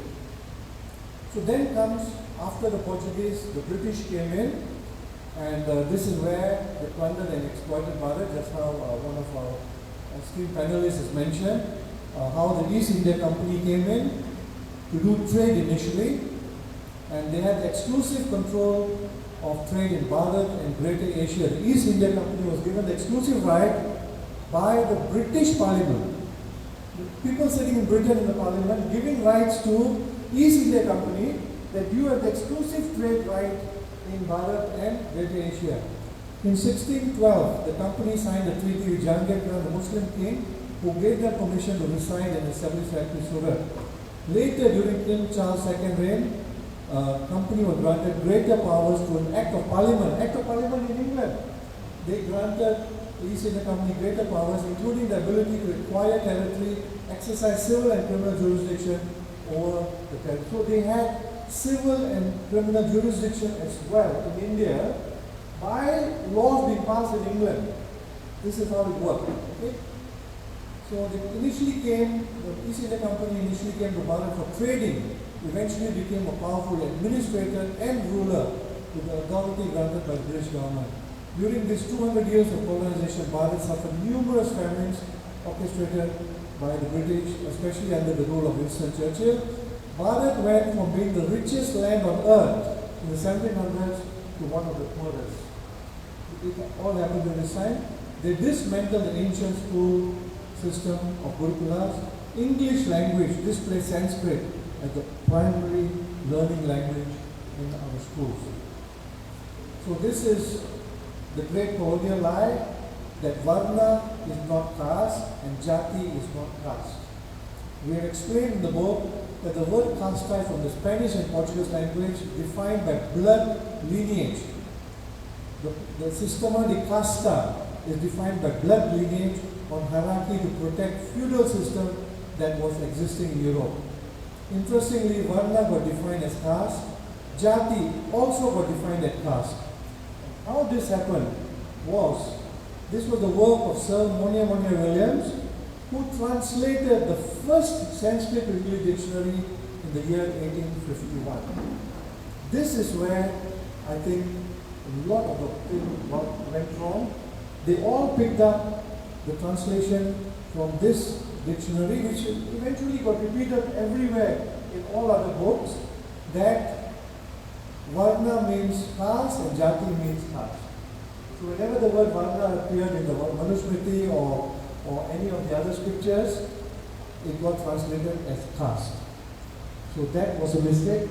The word caste should never have been used. They should have left the original words Varna and explained what Varna means, left the original word Jati in the books and explained what Jati means, rather than having translated it wrongly. Okay? Varna, what is Varna? Varna is a self-organizing social system of the Vedic civilization that naturally occurs in a community. The social order is based on a person's mental aptitude due to their naturally endowed tendencies. It is not based on blood lineage. So I think Praditi mentioned just now, in one family you can have a professor who will be a Brahmana, you can have someone working in the police who will be a Kshatriya, someone is a businessman who is a Vaishya, and someone who is a worker, hard manual worker, who is a Shudra. And one is not greater than the other. So I think one of the speakers mentioned just now, yes, our first speaker, Anji, you mentioned that our Varna system is a horizontal system. Brahmana, Kshatriya, Vaishya, Shudra, horizontal. What the British did, they just turned it vertical and made one higher than the lower. So simple things they did, but see the mess they left for us. Yeah? And then what is Jati? Jati is a professional identity of group of people with similar occupation, trade and skill. It is not in any way limited to being born into a certain family. Jati is basically an occupational group. So during that time, there are many Jatis. The trade groups, the artisans, the workmen, these were all the different Jatis. It was not a caste-based thing. So this Criminal Tribes Act was introduced by the British in 1871. The Criminal Tribes Act was forcefully imposed by the British on the indigenous people of Bharat. This oppressive act made a large group of indigenous people landless and homeless overnight. It was here that the fifth category of the caste system, called untouchables, was concocted and added to the four categories of the Varna Ashram. So just like I told you how the untouchable was created by the Portuguese, they picked it up here and put it into the four Varna Ashram and created the fifth area which does not exist in our Varna system. Okay? An interesting example, this is very interesting. We use the word Pariya very often. Where does the word come from? An interesting example is the Parayar community, who were specialist drummers for the kings and the army. They were very specialized drummers. They could play music and tunes to tell the army, now what do you do, where do you retreat, which side do you go, and so on and so forth, you know. So what happened was, the British passed the Criminal Rights Act. This whole community was transformed into untouchables. The whole community became untouchables, and whereby the word Parayar became Pariya. And today it makes look as though it is a derogatory word, but they were very highly specialized drummers in the army and the royal families. So this is just a little bit of data, how to measure society, and I think some of professors are familiar with this. In 1843, the Ethnological Society of London was established. So that's what? Just about 200 years ago, you know, to pursue the study of humans based on race, color, and creed. In 1863, the Anthropological Society was formed. The development of such institutions basically to justify the classification of superior and inferior people of communities. So they did this kind of study to justify that there are some high-class people and some low-class people, and all this became part of their academic research. And actually it was such theories that eventually also led to the Holocaust of 6 million Jews, because they said this group is a very negative group, this group is like this, like this, like this, and then the Holocaust of the Jews started based on some of these studies. You know? So census and the census questionnaire, this was the mechanism. This is where the caste system in India got institutionalized and became the 4 layers that we know of today. And the 5th layer they created from somewhere as the untouchables. We don't know from where they created that. So it took the colonial invaders almost 100 years or 3 generations roughly for the caste system to be implemented in the minds of the Hindus and the wider world population. The British found there were too many jatis, occupational groups, which did not conform to a set pattern. If I'm not mistaken, there was something like, it's in the book, I can't remember the number, something like 2,000 or something different occupational groups, you know, but they just compressed the whole thing and just made it into some 200 groups. So people lost a lot of their skills in that process as well. They could not fit so many jatis into the 4-layer caste system, hence they manipulated the Varna and Jati system to fit into the caste narrative. Prior to the census, okay, this is extremely interesting, you know. Prior to the census which the British conducted, we'll show you in a while, there were only 58 Brahmanas on record, 58 very learned people on record, right? And these learned people were very well revered by the whole society. Overnight, the British created 1.7 million Brahmanas in Mysore and Madras alone. This practice was rampant throughout all the states. So overnight, we created millions and millions of Brahmins, or Brahmanas, who had no knowledge base behind them. You know, there's no knowledge base, but they just put in the form, the census form, okay, you are a Brahmana now. And this is how the whole thing started. So this was the census questionnaire the British conducted in 1872. They asked many questions and they put in here caste or class. See the word class, but this actual form we picked up from the archives, you know. So they put caste or class. Yeah? This is the 1872 house register. We picked up the form from there. Then 1881, they went on, conducted another census, and here the religion, caste, if Hindu, sect, if of other religion. The word class came out of it. This happened in 1881. And then in 1891, it became caste or race or main caste. See how they manipulated it over every 20, 30 years, 20, 30 years. And finally, this thing got sort of ingrained as a caste system in our Indian society, and most of it was Hindu at the time. So this was also very interesting that, today I hear it all so often, oh, the Brahmins control the people, the Brahmins did not allow others to come up, the Brahmins were very brutal, and they did not allow others to study. This is all actually a fake narrative that built on us. Firstly, we should never use the word Brahmin. There's no such word as Brahmin in the Sanskrit dictionary. There is Brahman, there's Brahmana, there's no Brahmin. Okay? They created this word, and divide and rule was the proven strategy of British power. When the local population is constant conflict among themselves, then it is easy to dominate over others. Now this Abbé G.A. Du Bois, a French missionary, this French missionary actually lived in Tamil Nadu in disguise as a Hindu monk for about 10 years. He was wearing Hindu garb, and he even became vegetarian for about 10 years, lived in South India. He said it was impossible to convert the Hindus due to their trust in the Brahmanas, whom the Hindus trusted and sought advice in every aspect of life. The British deduced it would be best to divide Brahmanas from the rest of society. Thus began a 200-year campaign to vilify them and portray them as oppressors of the Hindu society. So they made this millions of Brahmanas overnight who had no knowledge, but because they held a stature, obviously they would impose their authority. That was natural human nature, right? So this is where this conflict started. Now, have any of you ever heard a conflict between, let's say, I'm just using the now I call it the fictitious caste system. Have you ever heard of, say, a Dalit or a Harijan or an untouchable having a conflict with a Kshatriya? Have you ever heard that? Have you ever heard them having a conflict with the Vaishya, the businessman? Why only the conflict was with the Brahmins? This was a very, very cunning move to divide our society.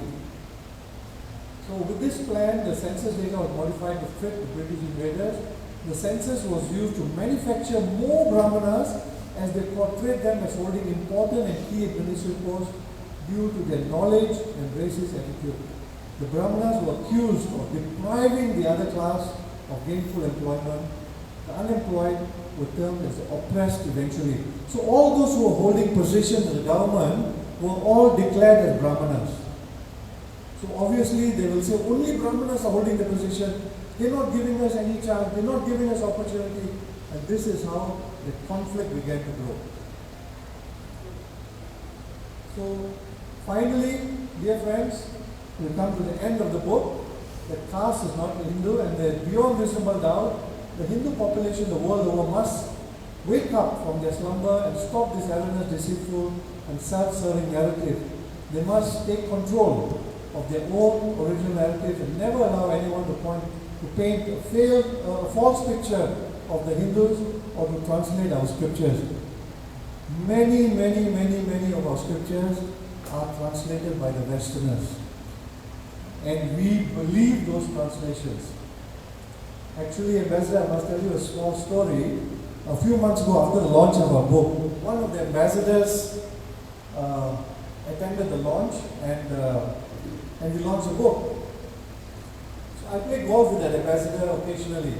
So after about a month, the ambassador comes up to me and said, your book is not correct. This particular thing is not correct. I said, why, ambassador? I won't mention the name of the country. I said, why is it not correct? He said, no, I read this book And this book says that it is a Hindu concept. I said, who's the author of the book? And he was quoting to me some James Chamberlain or something like that. So I said, Ambassador, you believe James Chamberlain, but you do not believe the Hindus who have done all this research. That's your problem. You know? So actually that's a problem of all of us. We pick up a book written by some Westerner and we think that is authority. That has to change. So I think I'll stop here and Chairman, Moderator, over to you. Thank you very much.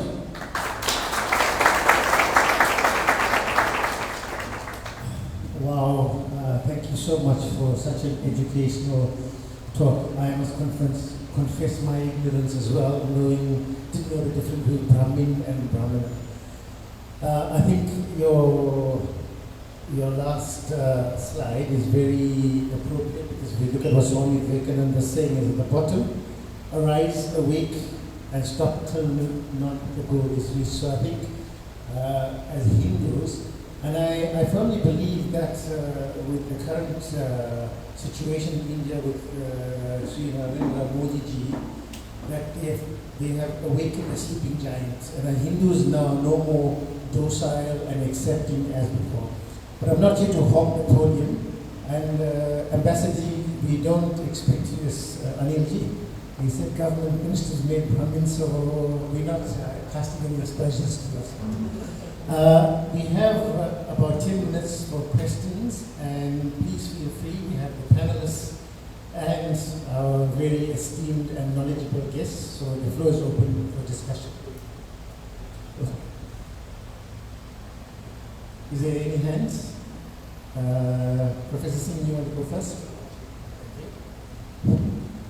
I just want to admit something, which I'm sure our special guest here this evening will agree with me, that all of us, including you, sir, are equally guilty, like myself, of leaving out an equally exploitative segment of the Abrahamic religions. Christianity and the Europeans were not the only ones. Islam is equally, but more guilty than what they have actually done. And let's not forget them. Okay? 6 million Jews have died in the 1940s. 18 million have been killed or murdered in India, in Bharat. And let's not forget that they still think on the basis of Ghazwa-e-Hind that the Prophet had a dream, and that dream was to mobilize an Islamic army to convert the whole of Bharat. And until that actually happens, the day of judgment or the last day will never arrive. We must not forget, we place too much of emphasis, and I too am responsible for that, on the Europeans and Christianity. In John chapter 14, verse 6, I am the way, and the only way to I am the way, the life, and the truth, and the only way to the Father is through me, said Jesus Christ. Every European country, every single European country that claims that it is Christian-based must also look at their constitutions. And those constitutions are in direct conflict that they have with regard to equality and freedom of association and religion and the rest of it, in comparison with the, or in conjunction with the Bible. But Muslims go even further when you actually look at chapter 9, verse 5 and verse 29. Go straight off and kill the kafir. And as far as we are concerned, all of us are kafirs to the Muslim. I just want to say that sooner or later, we have to actually concentrate on that factor as well. Thank you, Anand. I think that's very pertinent, and I think Anil has very clearly alluded to the fact that even in our government, the Hindus are sidelined, whereas the Muslims are featured very prominently. Any questions from the audience? I'm sure you have something to ask or contribute. Pradeepji? Firstly, I would like, on behalf of all of us here and our esteemed panelist and Professor Anil Sukla and his mother as well. We want to know what is the next step towards education, because to me it is a form of Hindutva which is knowledge-based, it's based on leadership, it's based on intelligentsia, where to be a Hindu doesn't mean you just need to do pujas. You need to use your intellectual ability and become an intellectual Kshatriya. That is what Professor Sukral was saying, is that how do we use this knowledge, because society is not only about religion, it is the 4 other aspects, about your future, your job, your economic position, and your success in realizing the highest ideal of God. So I want to ask Pradeep, because he mentioned a very important part that I think he forgot to conclude on it. That is the Gurukulam education. Please spend some time, because to me that's the foundation of being a Hindu. Thank you. Thank you, Pradeep. So before I just address your question, I wanted to make a remark on Professor Tiwari. Just now you mentioned in your opening comments about people like mentioning, I think Valmiki ji belonged to a lower caste. I'm sure the same thing comes to our mind of Vedyas. So this is the mistake you make. You must never use the word lower caste anymore. Never to use that word anymore. We can say that Valmiki belonged to a lower class of economic society. The word class must replace it immediately, and then this narrative will come out sooner than later. But the moment we keep using the word caste, we are then solidifying the whole concept. And this is something we need to work on. So, yes, particularly regarding going forward, the future, how do we build intellectual Kshatriyas and things like that. So, my journey on this, like I said, last 5 years, the first 1.5 years was a lot of contemplation, a lot of research and work. Okay, how do we now take the whole mission to the next level? And after a lot of sort of discussion with my little team of people, actually we realized that there's no other way but to start working on the young children today. I think some of you have seen our earlier slide, right? Let us build strong children now, rather than spend our time trying to fix broken men. So most of us here are broken people, broken men. Instead of trying to fix us and trying to get us onto the right path, which will go on, and it's good that it needs to go on, but what we need to do now is to get our children at the age of 7 or even earlier to understand all this. Number one is to understand the scriptural part of it. We must give them the scriptural education. But to me right now, more importantly, is to understand, or rather to make them economically strong. If we are not economically strong, we will forever be subdued. So these poor Hindus who live in the villages, out in the slums and all those areas, are the people whom we should go to now and start educating them in their academics, so that they come out as graduates. They come out as graduates, they become economically stable, and at the same time, while we are doing that, we must give them our Dharma knowledge. So what we did was in Malaysia, and actually there's a talk day after tomorrow, right? There's a talk being given on this. What we did in Malaysia was 3.5 years ago, I told myself, they destroyed 800,000 Gurukulams. What can I do about it? I don't want to know what the government is going to do, or what Modi is going to do, or what my neighbor is going to do, or what the temple is going to do. That's their karma. What am I going to do about it? I asked myself. So I said, now, let me see if I can start one Gurukul. If I can start one Gurukul to educate, say, 20 or 30 poor Hindu children. I'm not worried about your children and my children. My daughter is here, she's very okay. I'm not worried about our children because I think we can take care of our children, our grandchildren and so on. But there is nobody out there to take care of the poor children living in the slums. they get through the cycle of poverty over and over and over again, and they are the people who are the easiest target for conversion. They are the people who become the laborers of the country. They become the drug addicts. They are the most people who's in the jails of the country. We have to catch them, and we have to catch them young. So I said, let me start one Gurukulam.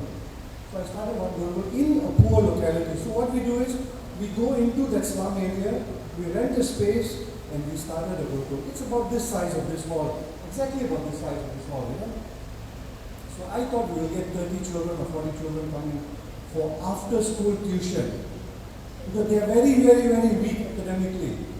You know, a 6th grade, 7th grade child, at least in Malaysia, I don't know here, a 6th grade, 7th grade child does not know 1, 2, 3. He does not know ABC. They don't know mathematics at all. So I thought we will get 20 or 30 children coming in, but within the first month, we had 102 children in that Gurukulam. Then I realized, gosh, you know, even these poor people are looking for hope. And here we are, you know, lofty in big temples and doing big pujas and doing big festivals all the time. And we spend thousands and thousands, if not hundreds and thousands of dollars on those rituals. And this, nobody looking after these kids. They were just looking for a place for free tuition. The mother would come to us and say, are you giving free tuition? I said, yeah. Why? No, I couldn't send my child for tuition because I couldn't afford that. I think $4 or $10 equivalent, I couldn't afford that. You know? So, from that one, within 3 months, we opened the second one. And now, after 3 years, we have 18. That means to say, almost every month and a half or 2 months, we have been opening one new Gurukulam. And we have 700 children today from poor families attending classes every day. We have about 300 of them who have no lunch. When they come back from school, they have no lunch in the house. We give them free lunch every day, about 300 of them. And it is growing phenomenally. Every second day I get a call, I heard about your Gurukulam thing, can I open one? Yeah, please, you're most welcome. So, in fact, on the 8th of April, we're opening one. And then on the 22nd of April, I think, we're opening another one. And the beauty is now, this is the beauty. This, I think, is a turning point now for me. And I think for all of us. The beauty is that out of these 18 Gurukulams, about 6 months ago, we managed to get one temple to come on board. So the temple agreed. I had a talk with them, a long 2-3 hour discussion. But finally, the temple agreed, okay, you can open one Gurukulam inside our temple. So we funded the whole thing, we opened it. We have about 35-40 children every day coming to classes. Then, we opened one in another temple, we opened one about 2 months ago. So we opened another one about 2 months ago in the temple. And the next two Gurukulams, opening 8th April and 22nd April, are both inside the temples.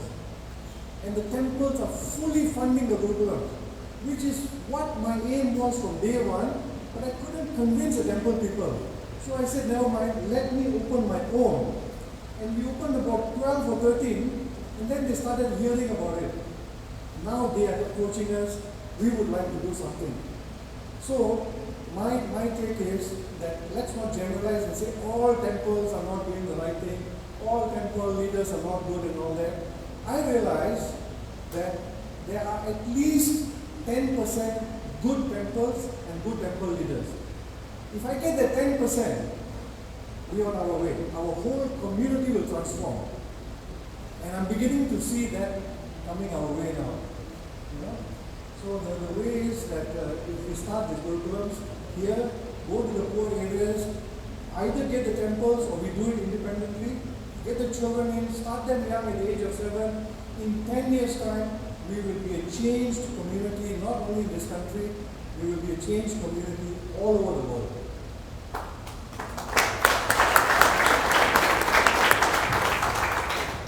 Thank you. I think we can take 2 questions. There's one and one there, right?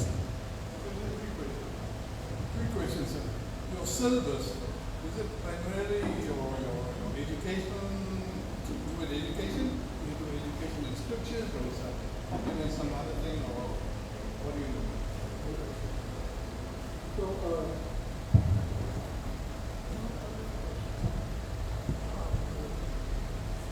yeah, so everyone asks this question. It's a very relevant question.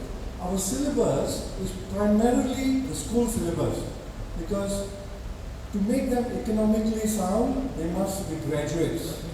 So we use the school syllabus. You can say that 70% of what we do is academic. School syllabus, teaching them, making them good in their maths and science and English and computers and so on. 30% or so we allocate to our cultural work, our scriptures, yoga, dance, self-defense, syllabus and things like that. That goes about 30% of the syllabus. So 70% is focused on academic upliftment of the children. Yeah? Thank you. There's one more question. Namaskar. It's a comment and a question after that. So the comment is, I know you said you used the word class instead of caste. With all due respect, I think we should avoid the word class as well. We should rather say lower profession or something like that. I'm happy with that.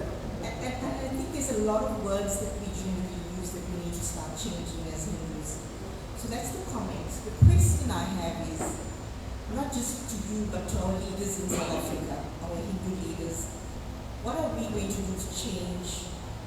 There's not enough awareness about what's really going on against Hindus, especially Hindus around the world, India, and we've seen in the media recently what's happening in other countries. I mean, I have young kids, they follow the social media, they believe the negative narrative, so it's not just poor kids that we need to focus on. What we also find is that there's different Hindu groups that we operate in our silos. We have not organized ourselves. We need to organize ourselves to fight the threats we currently face. And we need to think about how we're going to do that. How are we going to organize ourselves? We've seen the Islamic invaders in the rest of the world. It's slowly happening to South Africa. I don't know whether anybody's noticed in the rural areas how many mosques we have. We had churches, now it's the mosques. We know of the mosques taking in our black kids into schools, the Islamic schools, they're converting the whole family because they're poor, underprivileged, they don't have food. These families are sending their kids there. We've recently heard of Afghanistan refugees coming into South Africa. There's word that there's the ISIS that's already building tunnels in the rural areas. What are we doing about all of this?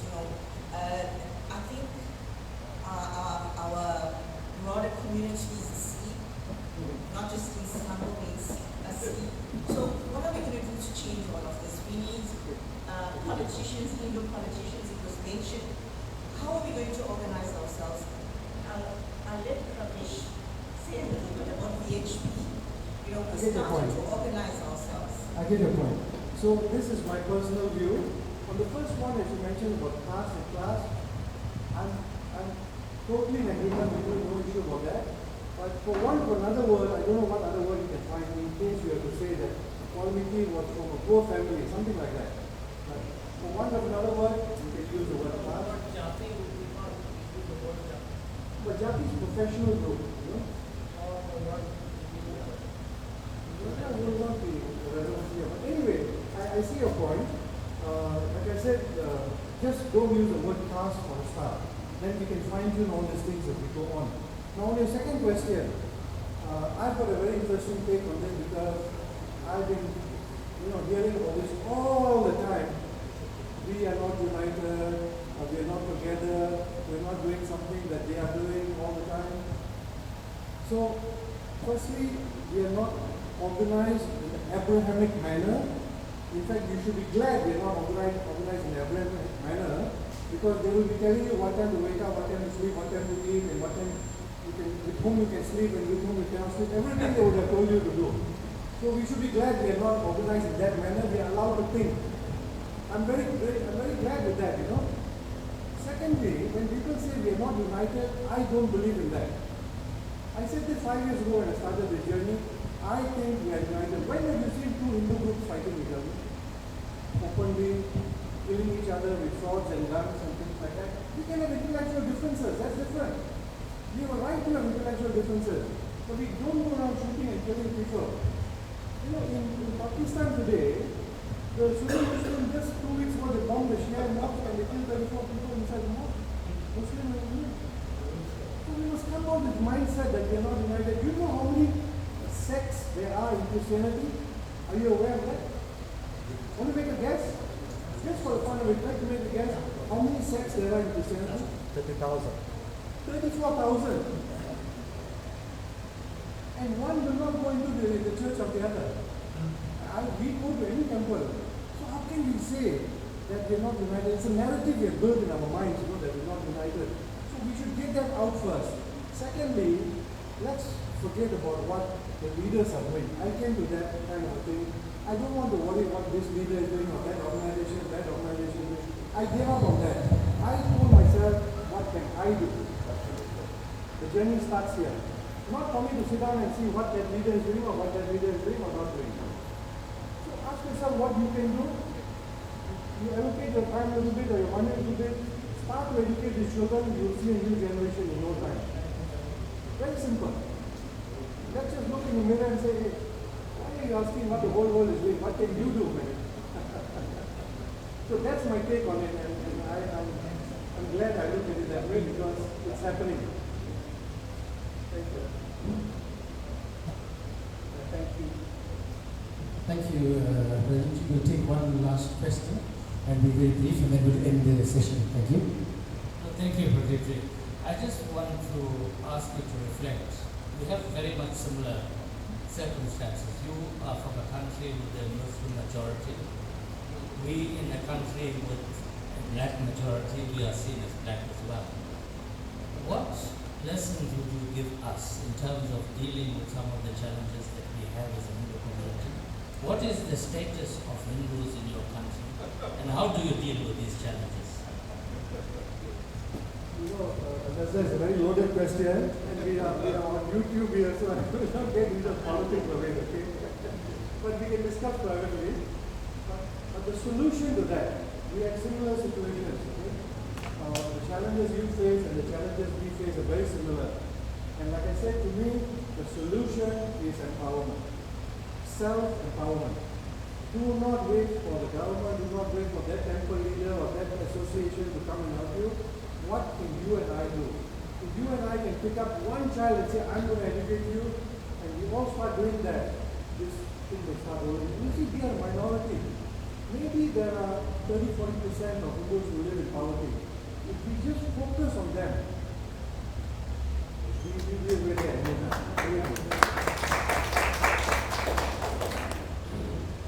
Thank you, Pradeep ji. We have come to the end of the session, and it's been a very educational and very enlightening session. Thank you very much. And to our panelists, we thank you for your great contribution and also contributing to this discussion. So before we end off, I'll get Pradeep Ramlalji to help with the launch of the book, and thereafter you are welcome to some snacks before we call it quits. Thank you. Firstly, I want to thank each and every one of you. Ambassador Sukla made reference to our role and our future.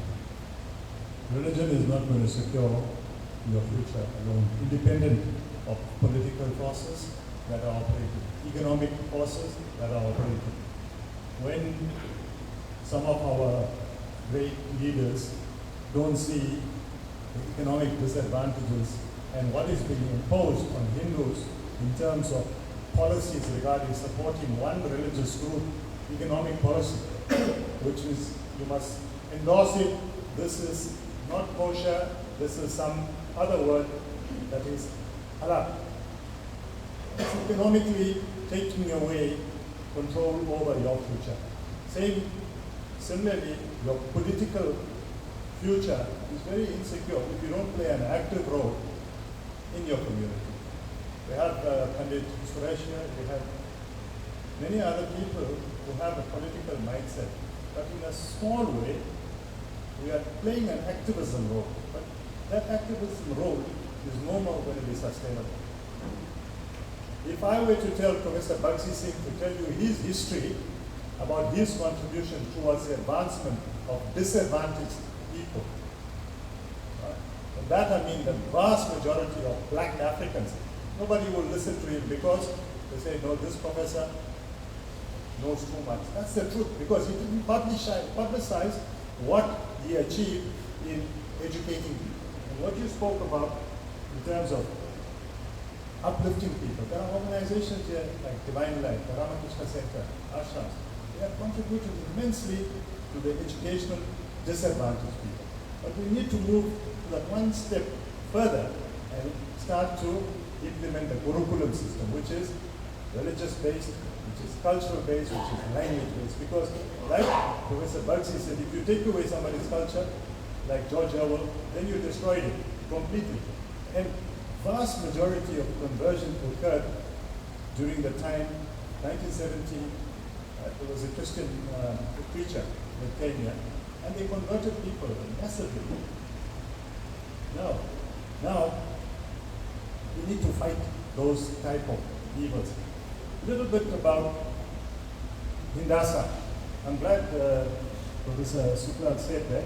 What are we doing to raise awareness politically? Yes, we are doing it. We're a small advocacy group. The apathy amongst the Hindus is something we can't even talk about.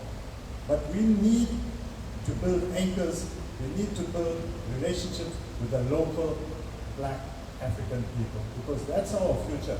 There needs to be mutual tolerance, there needs to be mutual respect, and we need to uplift both disadvantaged Hindus and disadvantaged black children. If you look at what the Sarva Dharma Ashram is doing, it's unique. It's a model that needs to be copied and pasted everywhere in South Africa. How do we unite people through these dialogues? And I want to say a bit about Hindasa. Although we very Sarva orientated during the floods, during the riots, we went out, we didn't only give out hampers to the poor Indians. In fact, we reached out to 5 or 6 different wards which were predominantly black African. That is how you build relationships. You talk about Vasudeva Kutumbakam, you talk about Ubuntu, you are practicing. But more important, we need Hindu Kshatriyas. The Brahminical hegemony that we always felt doesn't exist in South Africa. We've left that. We need to uplift people first, because food is important, clothing is important, education is important, and build peace and trust with our local community. But we here, we need to stand up, take a position at government level, challenge government, work with government, and make sure our Hindus are there. We are too self-centered on academic issues, on our own personal, professional achievements, but we're not thinking about the society at large. These gatherings will be occurring from time to time to deal with major issues. And I think we as Hindus, we need to meet here and discuss how we can create a framework to get strong political representation. I'm not saying support one political party, right? That's your choice. But let us be united to get political representation in government. This country is in a turmoil. It needs skills. It needs Kshatriyas and it needs the Brahmanas. And we've got the Brahmana aspect. The Indian community are intellectually advantaged in many ways than others. Not because we were given everything on the plate. We struggled as indentured. Our parents sacrificed to give us a good tertiary education. That is why we are where we are today. But we must always think of those that are disadvantaged. And lastly, I want to pay respect to a few swamis, some of them in South Africa, who guide us from time to time. We take advice on what are the issues affecting Hindu society. We are not working in a vacuum. We are working with a structure of the Brahmanas, the sannyasins of 2 major institutions. You'll see the pictures in the front of us. So, before we conclude, I want to thank you for this discussion. Thank each and every one of you on behalf of Hindasa and the chairperson, Dr. Devraj, who's come all the way from Peter Marisburg. And lastly, this series, as advised by Ambassador Sukla, we need to document it, right? And we need to implement it, because it's not going to end up as a talk show. Right? We have prepared light meals, and I want to thank my wife for organizing it, and thank all of you for participating. And we want to now launch Pradipji's book officially. I don't know what formality is going to be taken, but I'll leave that to Professor Anil Chaturvedi. Thank you.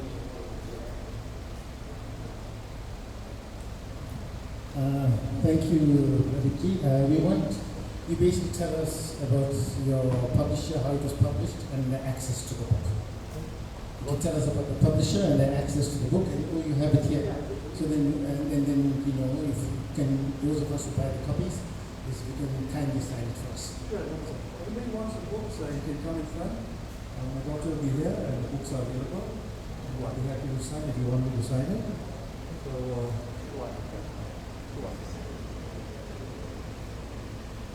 I just want to say that Pradipji is a philanthropist in many ways, but he incurred lots of cost. Just bringing these books by air freight at short notice, because I'd asked him to bring 100 copies. I think it's important that we take the book and try to assimilate what is in the book and try and share that knowledge to others as well. We are not here to discriminate in any way or the other. Everybody is equal, and every soul is potentially divine. Thank you. It's 200. Yeah, if you convert the ringgit price, Malaysian ringgit, I think he's given us a big discount, 200 rand, and I think it's very noble of Pradipji to bring these books air freighted here at huge cost to us. So there is meals that have been provided, and it's on this side. by the way, friends, on Monday, 3rd of April, 7 p.m., I'll be giving a talk on the future of Hindu Dharma, where we'll talk a lot about the statistics of what has happened to the Hindu civilization over the last 1,000 years. And this talk is at the Umslanga Hindu Society, at the temple, right? Yes, sir?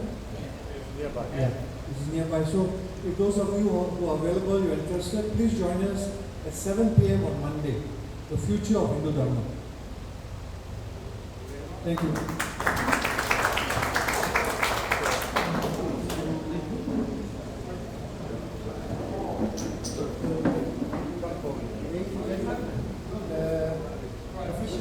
Function is over.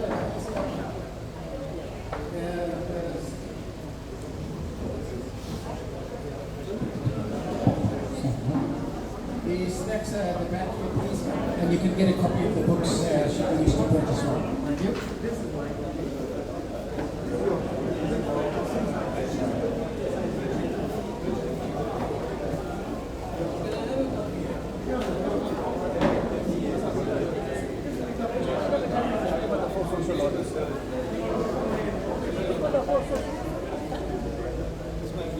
Thank you.